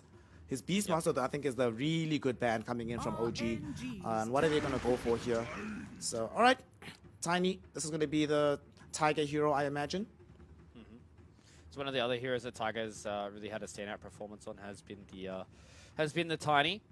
We've seen what these guys have been able to do when they just have these low cooldown instant initiation. Has been them just kind of coming in with the Avalanche toss. They're going to go for the Omni Knight here from RNG. So they liked what they saw there with the Omni Knight being able to just keep the Shadow Fiend alive from these initiations. It's a little bit harder though in regards to Avalanche toss, just because of the way that toss works, throws you up into the air like off most people's screens, and it's very hard to actually hit the Heavenly Grace onto the Shadow Fiend, and the gone with the Lion.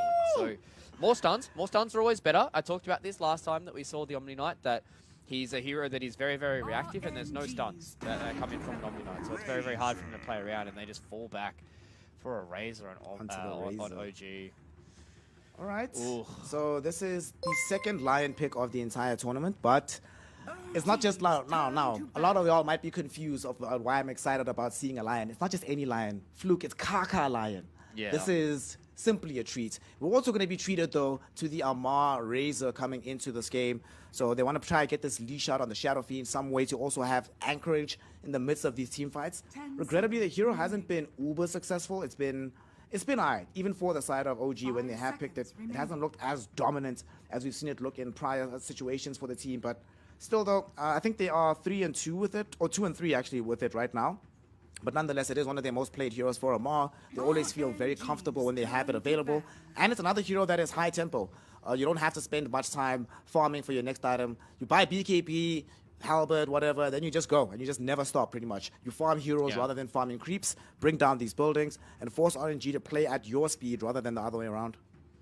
Yeah, the question for me now is, what is the hierarchy here that they're going to pick? I think a lot of times when I see this Razor, have they coupled it up with the Naga Siren? Lion does give you that little bit of safety against the Naga, just because of once you get that Aghanim Shard, you literally just deal with all of her illusions, so you don't ever have to worry about her. So has OG coupled it up? So last time they played the Razor, they played Magnus and Arc Warden with it. So that was up against Team Liquid. They got ran over pretty fast in that game as well. So I don't know if you want to go for Arc Warden this time. The Naga's a good shot because they played it once with Naga, they have it twice with the Terrorblade, so some kind of illusion carry, and then once with Alchemist and Faceless Void. So just some kind of uber hard carry at the end of the game here.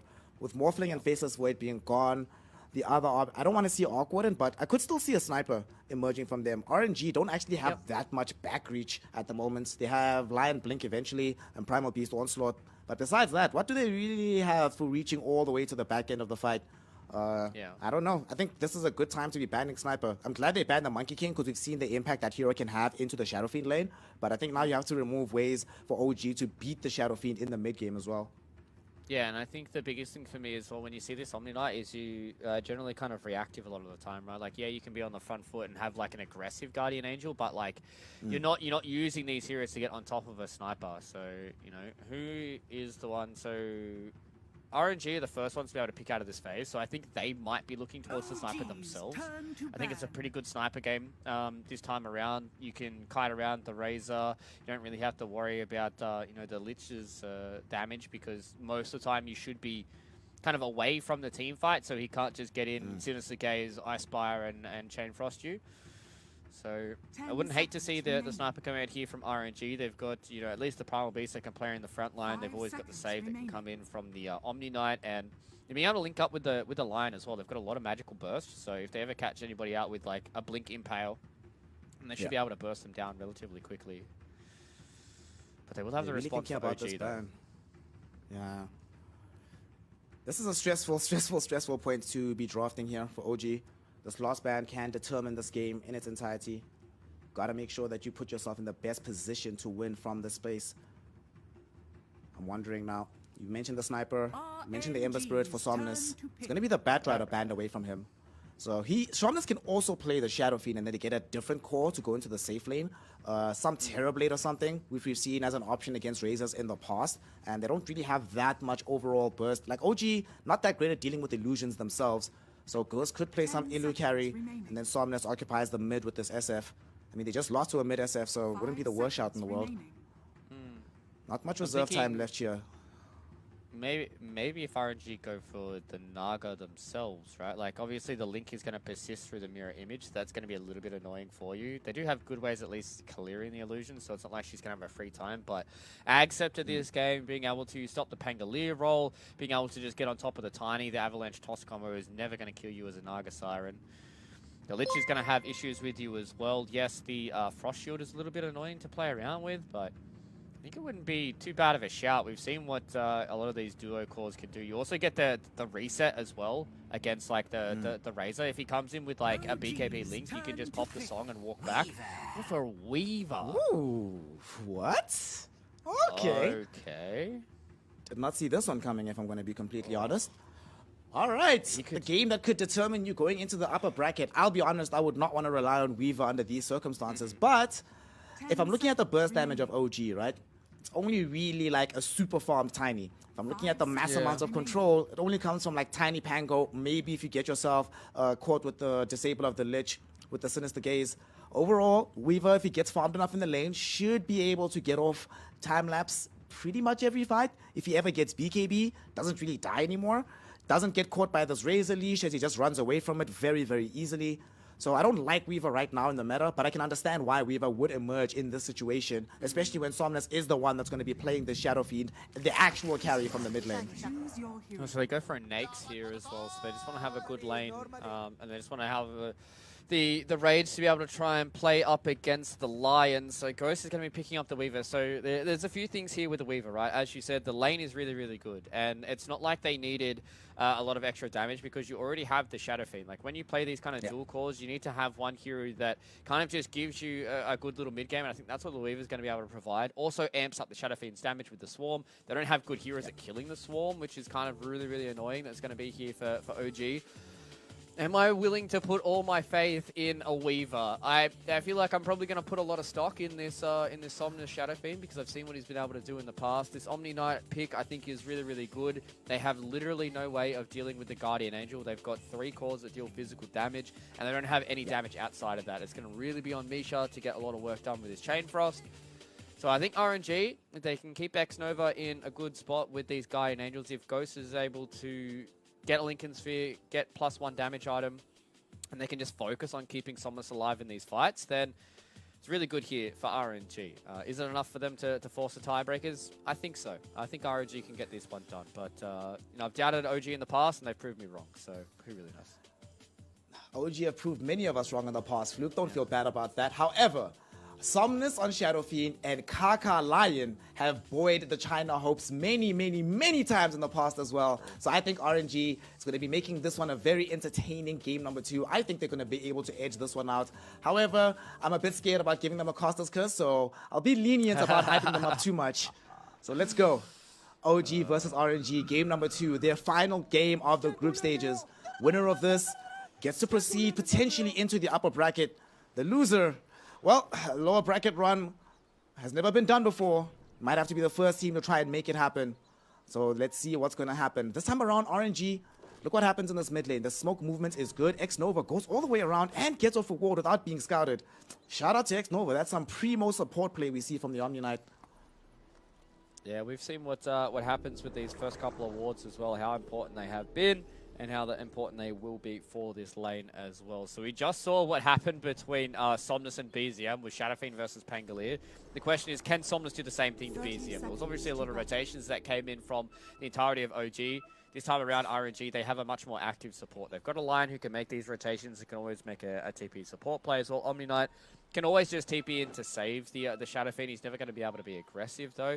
Whereas on the side of OG, they only have the Tiny, so there is going to be a lot of rotations between Tiger and Kaka towards this mid lane to try and get either Somnus or BZM off to the starts they had in the previous game. And now it's going to be an interesting tale. RNG have this defensive support in the Omni Knights. Have got some really good lanes with the Primal Beast. The the Omni Knight versus the Weaver lane should never die, but I don't think they're going to actually be able to ever kill the Razor. They're pretty lacking on the damage in some of those regards. But I think bottom lane, that's where it's going to be spicy, right? Kaka, if he ever gets an Earth Spike and then they just trample on top of this Lich, like, he's going to die a lot. So if Misha's able to keep himself safe, then they should be good here for OG. Let's see this mid lane matchup that we just saw in game number 1. Somnus was able to find some pockets of space, but by and large, Shadowfiend was having a much better time. So we'll see if Somnus is going to be able to recreate that story. And obviously in the top lane, we are going to be having the Razor versus Weaver matchup. Primarily picked in order to be able to deal with this Razor. Ghost, I think he should be able to come good in this one. I really can't wait to see the first big rotations in this particular game because, like you mentioned, both squads have the ability to make them. It's only really Tiny on the one side, but eventually the Tiny's going to get a Blink Dagger and then start making much more action happen on the map in tandem with the Pangolier from mid. Yep. They've been able to make those rotations in the past, so these first couple of minutes are going to be oh so important for both these two teams. BZM is doing a really good job right now on the Pangolier, being able to beat out Somnus. 8-1 up against the 5-0 now. So Somnus having a bit of a rough one today and really looking towards Kaka to make one of those rotations. Maybe once he hits that level 4, level 5 mark, power rune time, and get in towards that mid lane to see if they can kill the BZM Pangolier, because if he has a free game, it's going to be hard for them to deal with him, especially until Kaka gets like a Blink Dagger. Speaking of Kaka, he's down bottom, gets a Hex out onto the Lich. You mentioned it now, the combination. There's going to be the Earth Spike into the trample. Do they have enough damage to get this kill? Indeed they do, as they draw first blood. Chalice on this Primal Beast. Last game on the Dawnbreaker wasn't allowed to really have that much influence on the game, but now not only does he get the kill, you'd be surprised that Primal Beast can dance as well as he does, given his size, but he gets away from this Lifestealer. Erstwhile, X-Nova dies in the top lane. That's going to put Ghost under pressure. Ghost, 2 seconds until he has the way to get out, and unfortunately, those 2 seconds are way too long as Tiger tosses him up into the air, gets a kill onto Weaver, and unfortunately, all across the map right now, it seems like OG putting a bit more pressure in the laning phase than what RNG can handle. Right, how does that ever happen? Kind of interesting tale. Maybe it was a little bit of an outplay that came in there from Tiger, but yeah, that's the reason why you picked this Weaver here, because you should almost never die in this lane. But either way, OG proving us wrong once again. Amar showing the reason why that you picked this Razor hero. I think he's the only offlaner in this current tournament of TI that wants to pick Razor. Everybody else will grudgingly take it if it's a good game for it, but you know, OG maybe Zai might play it happily with a smile on his face. Yeah, maybe, but obviously Amar has been one of those kind of offlaners that has been kind of picking his own stuff. Oh, no way. Trying to go onto Ghost again. Obviously the heal this time will be available from X-Nova as he's not brought down. But they're putting pressure onto Ghost in this top lane. The positioning from Tiger and Amar has just been phenomenal up on top. And it's reflecting in the CS numbers. Ghost really, really struggling to come off the mark here on the Weaver. And unfortunately, Omni Knights, although he can save you, not the kind of hero that applies pressure back in the same way to a hero like the Razor. So Ghost gonna be struggling for a little bit. He shouldn't really die again, especially once he hits level 3 with the second point into Sakuchi with the lowered cooldown, but it's enabled the Razor so much that Tiger can just leave the lane. In fact, Tiger just denies himself after killing a courier, but that leaves the Razor all alone, and Ghost has Sakuchi up in 7 seconds. It's a little bit too long, and Amar can put pressure back. Amar, be careful, fam. If it was level 2 on the Sakuchi, dude, Amar's actually so smart. He knows that Ghost is not level 3 just yet. If he was level 3, that would have been a very dangerous play, but the way he played it, he knows it's 100% safe. Yeah, and now he's got the raindrops as well. He had a big wand, so he's A-okay. This lane is going exactly how you want to do it. I'm not quite sure if you just saw that that update there. I don't want to spoil any of these results because Ghost is going to go down again. Okay. Well, but we'll get some revenge off the back of this. Tiger's already gone, dies with the shared gold, and X-Nova able to clean up Razor as a result. So, all right, I'm fine with this. Oh, these are some update us, put us on, man. These are entertaining results that we see happening now. Dude, I tweeted about it today. Man, I love Dota. The way this TI is going, yeah, we're seeing more kills going the way of Yuragi, but the way that this TI group stage has been panning out, like the fact that we're getting to a point right now where who even knows what is going to happen? I know everybody else in the back room is excited about more Dota. This is supposed to be our short day here on the group stages, but these results are leading us towards tiebreakers. I'm so hyped. This is going to be sick.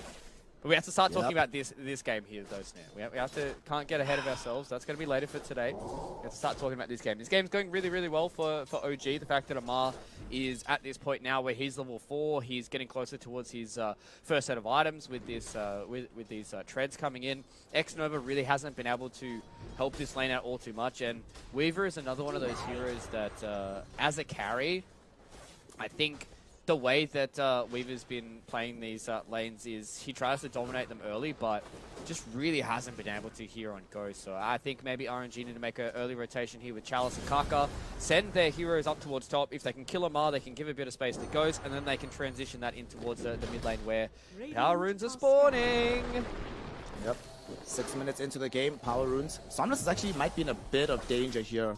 Top lane. We do see that they have some bugs onto Tiger. We do have a rotation towards middle though as they go on to BZM. Kaka showed up and the rotations come from the bottom lane. Both Chalice and Kaka emerge to engage the kills and give Somnus a double kill. Remember that as much as Ghost is struggling, the actual carry of this game is Somnus. And he is starting to have a really good time in this mid lane. He started dominating as he gained levels. Now has some kills as well in his back pocket. And the acceleration. The game makes it a lot easier for this Shadow Fiend to play, and they might actually try to set up for BZM here. They're bringing back Kaka. BZM's already committed the Swashbuckle. He doesn't have it online here. This is actually really dangerous. Onslaught coming in from Chalice. Great dodge from BZM with the shield crash. Chalice stuck around, not able to ensure the kill. But nonetheless, they're showing intent about making sure that they give Somnus a better start. Somnus will be able to get a kill onto BZM after the Hex. Do they find him? No. BZM finds the Magic Stick and comes back online with the Swashbuckle into Kaka and secures the kill with the shield crash. That came so close, but Somnus just barely ran out of damage at the very end there. Amar is literally running this top lane, by the way. I feel like this is Amar's playground, and he's playing really, really well here on the raid, so that rotation was almost huge. It came in there from RNG. If they were able to get that second kill there onto BZM, that puts Somnus at a level now where he's level 7. And BZM still sitting on level 5. Now he has access to the Rolling Thunder, so a lot of those fights might not be as easy. But this is what I talked about, right? Kaka wants to make these rotations on the line, and they bring Chalice in because he's a very, very scary hero. And the fact that he can't just stick down there and bully the Nakes is the reason why that he made that rotation earlier. But BZM, he's going to get a freebie here on Kaka. Yep. Going to be able to bring him down with the Swashbuckle. They might get a freebie onto Somnus as well. Misha dragged him back with the Sinister Gaze. Here's an avalanche from Tiger. Where is the assistance? It's coming, but it's too late. X-Nova's TP took too long. Cannot find the range for the purification. They bring down Somnus, granting the kill towards Tiger, so that accelerates the timing towards the Blink Dagger. And OG starting to do OG things here in this early game, Fluke, and accelerate the tempo of this game. And RNG, yet again, struggling to deal with it. Yep, RNG, unfortunately, just this is the the weakness of Shadow Fiend, right? Like, you have no escape from any of these heroes, so if they just walk up, they get the Sinister Gaze, and unfortunately for X-Nova, he's donating damage to the Amar bank account right now. He's an investor right now, so Radiant's top tower is under Invest in Amar You know what he's coin gonna do. now.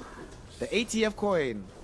Buy it now. Get some ATF NFTs as well while we're at it. This game's starting to go a lot better for OG. And like you mentioned, they're taking over the top side of the map. They have 3 heroes in the area because they're keeping BZM nearby just in case somebody shows themselves. Ghost is doing a decent enough job, but Somnus is the one that's really starting to accelerate his farm down bottom. Trying to get as big as humanly possible. He's the big hope for RNG. And do you think he should try and link up with Chalice? Because Chalice has access to the Pulverize now, so they could try and make a big play. But it looks like the idea is coming from the opposite direction. He's coming in, Somnus, but so is BZM. And Pulverize is out onto the Lich. It's going to be a very big fight. The Razor is not going to come out because Misha gets off the Sinister Gaze onto Somnus. Will still end up dead though. And the Rolling Thunder not going to connect onto the Shadow Fiend just yet. Hits him now, but X-Nova going to try and save him. Unfortunately, as the Requiem comes out, Ragi gets off the rage, so dodges all the damage. But now RNG bring in reinforcements as Ghost shows up as well to drop down the Swarm to enable his team to get an additional kill. Uragi trying to run himself away. Onslaught will be there. Can they catch up with Kaka for the Earth Strike? 6 seconds. Doesn't seem like they'll be able to.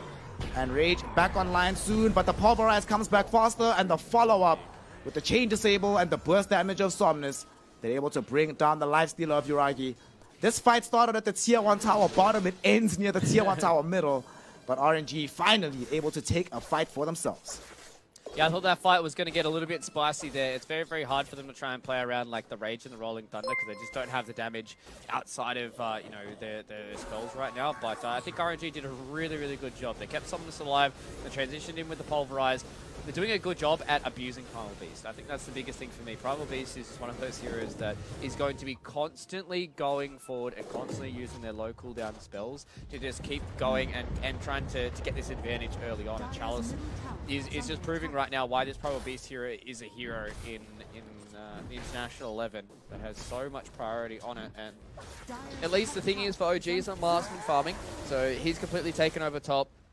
He's getting himself towards a very early BKB. He already has the Falcon Blade here. And I think the thing is, for me, is they're perfectly happy with this in OG because they've got this like kind of duo core with the Razor as well as the Life Stealer. So they can also do what RNG have been doing. But look at the damage that Chalice does. Oh my god! That's one Onslaught going in. He catches BZM with the Pulverize, and BZM's actually going to drop. Here's Somnus on the back end of the fight as well. They don't have access to the Requiem, but they do have the Razors. But unfortunately, Tiger tosses Somnus towards the Razor as they end up dragging away all of his damage with the Static Link. But unfortunately for the side of OG, they are out of damage themselves. And they need to try and think about leaving this fight. Tiger has done what he could to salvage A lot things. of damage.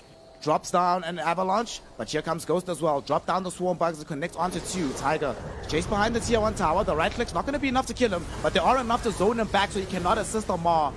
As Amar they're dies, also low. was a huge Rolling Thunder. Could kill everybody here. They've already brought down Ghost as BZM trying to chase Chalice as well. The Requiem being channeled by Somnus, but it's not going to matter. Uragi chomps down onto him as Somnus loses his life. 3 heroes have fallen. Kaka trying to escape with the TP out, will not be able to catch him on the side of OG because Tiger not there with the Avalanche in time. It's still on cooldown. RNG lose 3 in the top lane. OG lose 3 in the top lane. And the skirmishing and the fighting in the early game just will not stop here between OG and RNG in game 2. See, there's 23 kills at 12 minutes into the game. Like, these guys just need to take a chill pill for a second. Or actually, don't take a chill pill because I like watching all this fighting. I like the way that they've been playing around it. And you can just see the amount of damage that comes out of a lot of these heroes. Oh no, Chalice, you are in a rock and a hard place, brother. Ooh. It's fine. Okay. He's fine. He's A-okay. Once these BKBs come up though, Snare, that's when it's going to start getting interesting for both these teams. Obviously, Amar getting closer to his Somnus. Once he builds up his, he doesn't have to worry about the Rolling Thunder. Ghost is actually starting to deal damage now. He's got this Maelstrom. This is a very good game for him just to build BKB, even if he wants to go for the Lincoln Sphere. But yeah, once these BKBs start coming out, it's going to get scary for both these teams. BKB on the Primal Beast is on the way. BKB onto Amar is on the way. You know, the BKB on the Shadow Fiend as well. So a lot of these items are starting to get closer and closer for a lot of these heroes, and that's when these team fights, I think, aren't going to be so scrappy, right? Because a lot of these team fights have been going back and forth, just, you know, the way of RNG, because they have such low cooldown spells, and they have to play around things like rage and that kind of stuff. So once these items start coming out for OG, I feel like the aggression is going to kick up the gear once again, and it's going to be a lot of 5-on-5 clashes this game. I think both these teams are more than happy to send 5 heroes at each other and see who comes out on top. I think RNG learned from the previous game that OG will always respond with numbers and force when they can, and that you have to be ready to do so in kind. Sticking back and thinking, well, they might have only brought 3 heroes here. That's a fool's errand. And speaking of heroes going in, Chalice abusing his cooldown, wanting to find Misha here. They've already been able to get one, but the Chain Frost with the Rolling Thunder coming in from OG. This is demolishing RNG right now. Chalice will die to the last bounce of the Chain Frost. That's such a good shout, and X-Nova in danger as well. We do see Kaka finding the Earth Spike, but that put him a little bit forward. He already used his Tumbler's Toy, so now OG ready to try and chase him. They're not going to catch him just yet. Somnus, can he get out? Yes, he can. TP's out in front of Yuragi, who has no way to cancel it. And RNG, they started that fight, OG finished it, and now OG will come and steal the stack that Somnus was supposed to farm later as well. Yeah, that's a little bit unfortunate that they lose this, what was it, like a 4 stack of Ancients. So it's a lot of gold that goes their way. You can see Kaka getting himself 5 creep stacks, so it was a lot of gold that just went there in towards OG's favor. And the worst part about that, Somnus popped an illusion rune, and he didn't move his illusions away from the ramp. That's why Chalice died to the Chain Frost. I feel like he probably still would have died as well, as you see here in the replay. They walk up onto the high ground, they get the Sinister's Gaze because he doesn't have the Pulverize going in, and that allows the Chain Frost to go off. Pops the illusion rune in the back, and it bounces from that illusion onto X-Nova, back to the illusion, kills Chalice. So sometimes your mid heroes, tell them to not pop their runes in a team fight. So it's a little bit unfortunate there for RNG, but they ain't gonna stop the aggression. Oh, nope, they are not. They smoke up as 4 and they find Amar. Zap. Very satisfying from Kaka. Zaps him down with the Finger of Death, adding an additional charge there. And this is a Shadow Fiend lineup, so if a DD rune spawns, suddenly there's possibility of them going into the Roshan pit. But Tiger quickly catches out the Lion in the meantime. Chalice can't really do too much to stop this, and X-Nova, he's in danger as well. Doesn't want to have to commit the GA just to escape this situation. So they end up losing both supports in exchange for Amar. But given that the Amar Razor is one of the centerpieces of the OG draft, RNG will certainly take it. That is if they can defend the tier 1 tower. If they lose the tier 1, suddenly it doesn't become as worth as it was beforehand. We've only got a couple seconds left on the respawns of these supports, so they can definitely try and defend this tower. But it looks like RNG, they don't want to have a bar of it. They don't want to be playing around with it just yet. They still don't have the Finger of Death, so that's going to be the thing for me in these fights, is they might be lacking a little bit of that extra burst damage, because the beautiful thing about playing around with like Lion as well as the Primal Beast is the fact that you can kind of walk in and you get the Pulverize going, and sometimes that you don't want to press like your defensive spells just for a Pulverize, and then the Finger of Death comes over the top and you're like, wow, I've actually just taken 2,000 damage in the space of 2 seconds. So yeah. He's got some very precious cargo inside of him. He rolls in right now. They want to try and bring down Somnus. Somnus did get access to the Guardian Angel, as well as a purification now to keep him alive. They brought down the Lich and wasted out the Chain Frost. Guardian Angel, decent spell when the entire enemy team has physical damage. Protects Somnus from dying. And they get to go back to farming. They actually might try to play aggressively here. They're already drawing the line towards bottom. They have some vision in this jungle, and they scout out Tiger. Killing him before he finishes his Blink Dagger would be huge here, Fluke. That's if they can catch him. Let's see if Chalice has the read. He's looking for the angle on the onslaught. They see him. Tiger does manage to hide in the trees, though, so he's not going to end up dying. It looks like they want to try and vacate the area here. They don't want to over-aggressive towards OG as well, as you said, right? Like they constantly will respond with numbers, especially when it comes to defending some of their tier 2 towers. So we will have Tiger up on his own Blink Dagger. They're more than happy to get their own farm out now as well on Ghost. He has Dragonlance. He's getting towards the BKB, so he's starting to become a tanky little boy here on the Weaver. Doesn't do a crazy amount of damage just yet. Still going to need to see things like the Daedalus as well as Deso or X-Nova. He's been caught out. He's fine. Okay, all right. He's fine. Has the Heavenly Grace. Slow is gone. He's cool. I think in the next couple of team fights, we might have to see Yuragi go for a Nullifier here. Oh, Avalanche. Oh, Sonic Ghost. He should be okay. Yeah. Oof. I really Not need to only is see he okay, yeah. Yuragi go in towards that nullifier. I think that is what they're going to need here. We've seen how strong Guardian Angel has been. They're going to try and play against it with the Heaven's Halberd, so they can't get aggressed on themselves when they're playing around the Guardian Angel. But we saw what Talon were able to do today when they have a nullifier against Guardian Angel.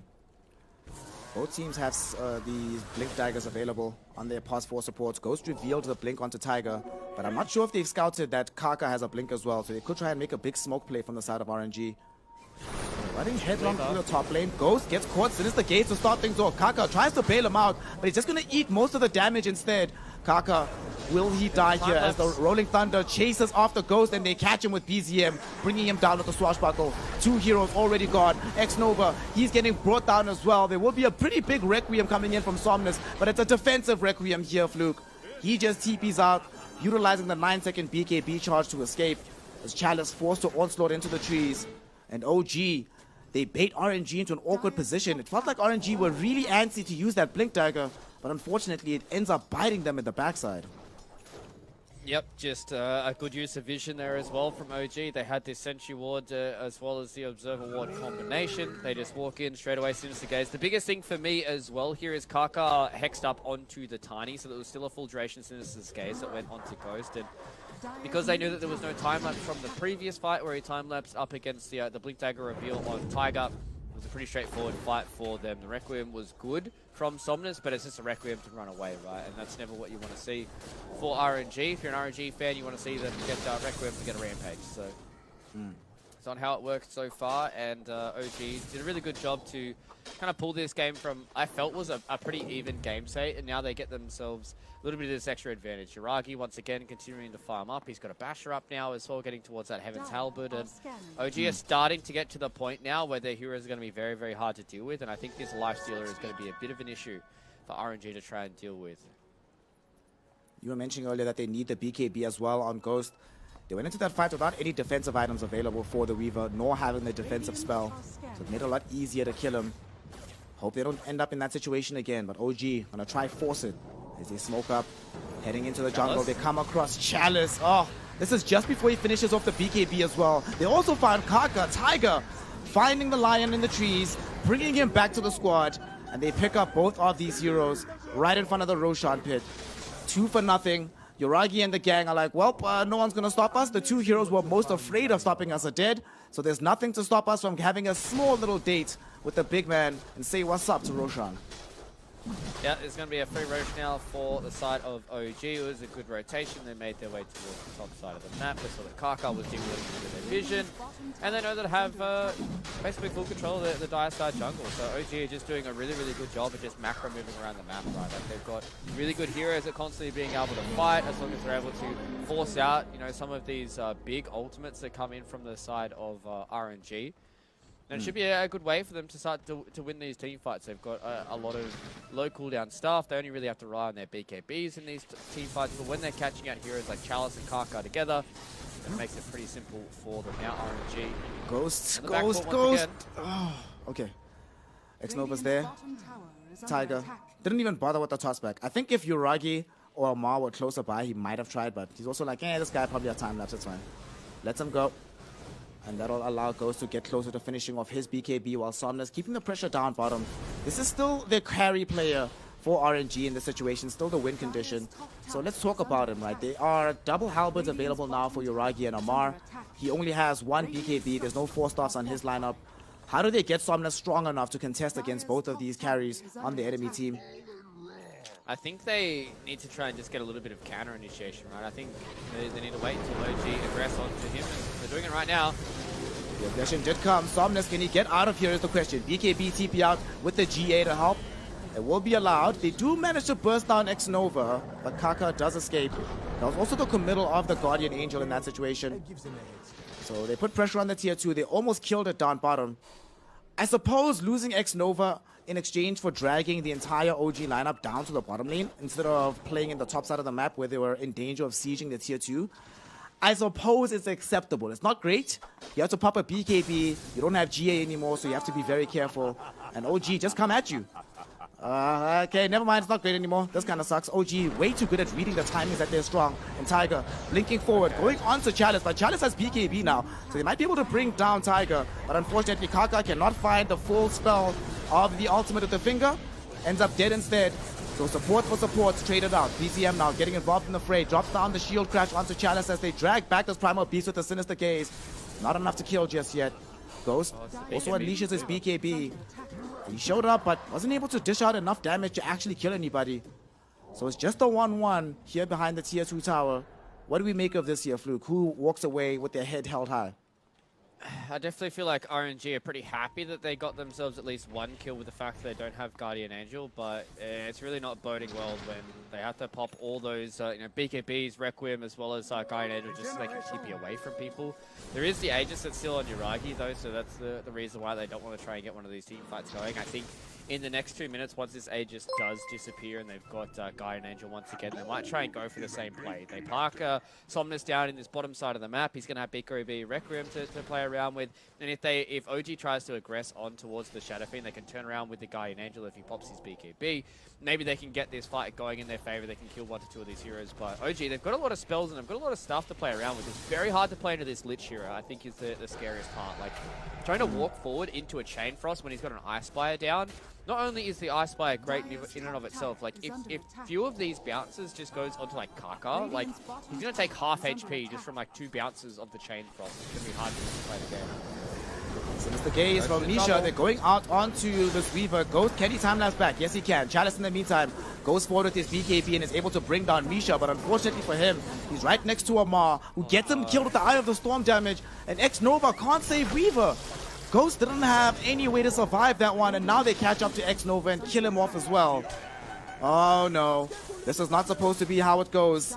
They've lost out on 3 heroes, and yeah, Somnus was able to push out the tier 2 tower down bottom, but OG is still gonna get a tier 2 middle, and they claim some bonus kills on top of it. And all they got was a Misha kill. Man, it's becoming so difficult. It's not just the Chain Frost, but the damage mitigation that comes out of this Lich really proving to be problematic for RNG to deal with right now. Yeah, I think this Lich hero is proving its worth right now. He's definitely looking good, especially being one of these first responses to a lot of these heroes. The same thing with the Shadow Fiend, right? You talked about the reason why that it is so good. It's that damage mitigation. The Frost Shield is very, very strong. They initially come in. They just get the Sinister Gaze. Yeah, they don't instantly kill Ghost, but he has to pop the time-lapse here. He does not have the BKB until now. And as soon as that BKB comes down, they've got plenty of vision and plenty of damage coming in from Amar because he sapped it all from Chalice.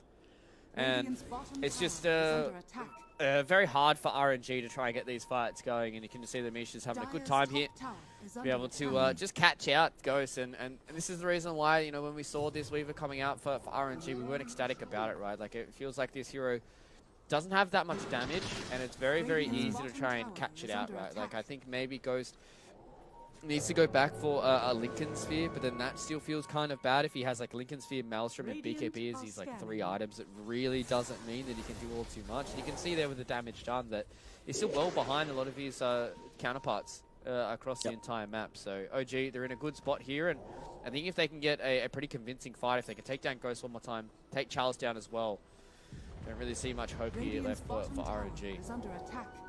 Unfortunately for Ghost, he is suffering one more item syndrome, which often happens with these carries that aren't that strong. But Tiger, him and the crew are smoked up. Come into the jungle and find Kaka. He gives up his life for the sake of vision and allows OG to just reclaim this outpost on that side of the map. But Ghost's very far off the mark before he's going to be able to have an influence in this game. Needs Lincolns, needs Daedalus, needs Mjolnir. Erstwhile, if you're playing like hero like Razor, you buy BKB help and you're like, right, let's go, boys. I can kill enemy carriers right now. The difference in effectiveness is just really, really stark as OG slowly but surely choking out this game. They might wait for the next Aegis to come online. The big man might respawn in about 2 minutes. We don't know the exact timer just yet, but they just need one more look before they can really close out this game. They have to be kind of careful on the bottom. I think they've read that Ghost is here. They see him. They saw the courier. Ghost? Will he be able to get out of here? No, he won't. Sinister Gaze is honestly his biggest enemy. Yet again, Misha showing up. Can X-Nova get out? No, he can. He can. Just barely able to escape, but once more, Misha drops down the Sentry Ward, gets off the Sinister Gaze. There's no Lincoln Sphere to block it. And he doesn't get the BKB off in time neither. So that's Ghost dead again. A tier 1 tower about to be brought down. And OG once more in complete control of game number 2. Yeah, they're just outplaying RNG across the map, right? They're just understanding the movements that Ghost wants to make here on the Weaver, and he's just not able to play the game, right? Like, it's all they do is they walk in with a Sinister Gaze. They just need a little bit of damage coming in from BZM. Mirage's there as well. Bash, bit of bang, boom, and off you go. So OG in complete control of this game number 2. They're 12k ahead so far. All 3 of their cores are above all 3 of the cores for RNG. To be fair, though, Shadow Fiend still is one of those heroes. So if they're able to have a good fight with the Guardian Angel and able to have a good fight with the Heavenly Grace, okay, this is good now. There's no Chain Frost and there's no Ice Spire. So RNG, they want to fight. Yeah. I'm gonna go for this. Coming up onto the high ground, but Tiger coming in, tosses Kaka back into the fight. They've already brought down this Lion. The Requiem will be triggered out, but they haven't brought down a real target. The illusion gets pulverized, and now Yuragi is onto the Somnus with the Rolling Thunder to back him up as well. They at the very least are able to clean up the Tiny on the top side of the fight. But Somnus somehow still alive. X-Nova with the GA, kept them alive for so long. Ghost on the edge of the fight, trying to run away from BZM and Amar. And they haven't been able to kill them. They've gotten 2 nice time lapse in from Ghost, but he goes right back into the waiting arms of Yuragi, who bashes him up, right-clicks him down, and kills him off. So they are able to clean out this Weaver. It was looking decent for the side of RNG, but unfortunately all they get are supports. And Chalice couldn't go home. Chalice is out of mana. Chalice is out of life. And Chalice, well, join your buddies in the sauna, my friend. Go to the fountain and hang out, because he gets brought down as well, giving a wicked 6 streak to BZM.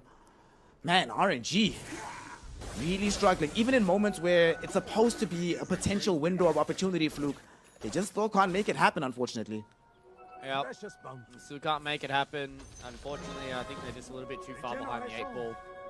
You can see the issues this Shadow Fiend has in this game, right? Like, it's hard for him to play into these Heaven's Halberds. It's hard for him to play in towards the Frost Shield. It's hard for him to get these Requiems off because he's playing in towards a Pango as well as a Life Stealer, right? They've got Rage and they've got the roll-up, so whenever they get those abilities off, the Requiem really doesn't do all too much, and you're kind of just standing there as Somnus where you're like, I really want to hit people and I really want to deal damage, but you just can't. There's just too much damage mitigation, there's too much evasion, there's too much like armor that's floating around as well, and that fight, surprisingly enough, Snare, that was all without Amar. Amar came in towards the end of that team fight and was able to finish it up. So, and imagine what it's going to be like when Amar, being the third most farmed hero on the game, is there as well.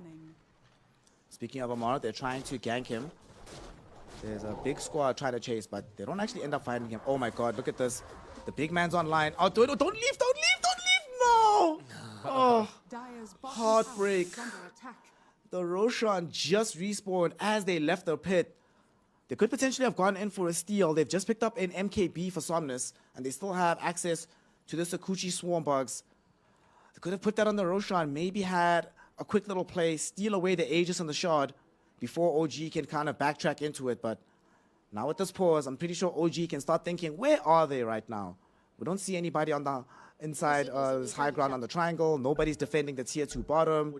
I wonder where they could be at. Yeah, well, I think they might get an idea. Okay, they're going to lose their vision here, so at least get a little bit of an idea. The biggest thing here for Amar as well is he has a Lincoln Sphere, so if they're able to spot out the Roche, maybe they could have gotten a fight, but now the smoke up comes in here from OG. RNG, abort, get out! Oh, they blow up Ghost first and foremost. They catch him on the north side, and now deeper into the dire jungle, they've also found Somnus. Somnus not allowed to TP out because the Sinister Gaze ensures that he's held in position. Kaka's already been brought down too, as Chalice attempting to run with X-Nova. Neither of them will be afforded the opportunity, as we have lost now Chalice and turned it into a 4-5 hero wipe. OG, they are doing it. OG has done it. They have sent RNG packing into the lower bracket and given themselves an upper bracket berth somehow with the last possible game. OG makes it happen. Get the W, get the 2-0. Hokori went 1-1, so OG is officially in the upper bracket. What a good series here coming out from OG. That was a nice little start there from them getting the 2-0. So they're going to be in a situation now where they are playing in a situation where they have the upper bracket as well. So OG definitely feeling good with how this one has gone.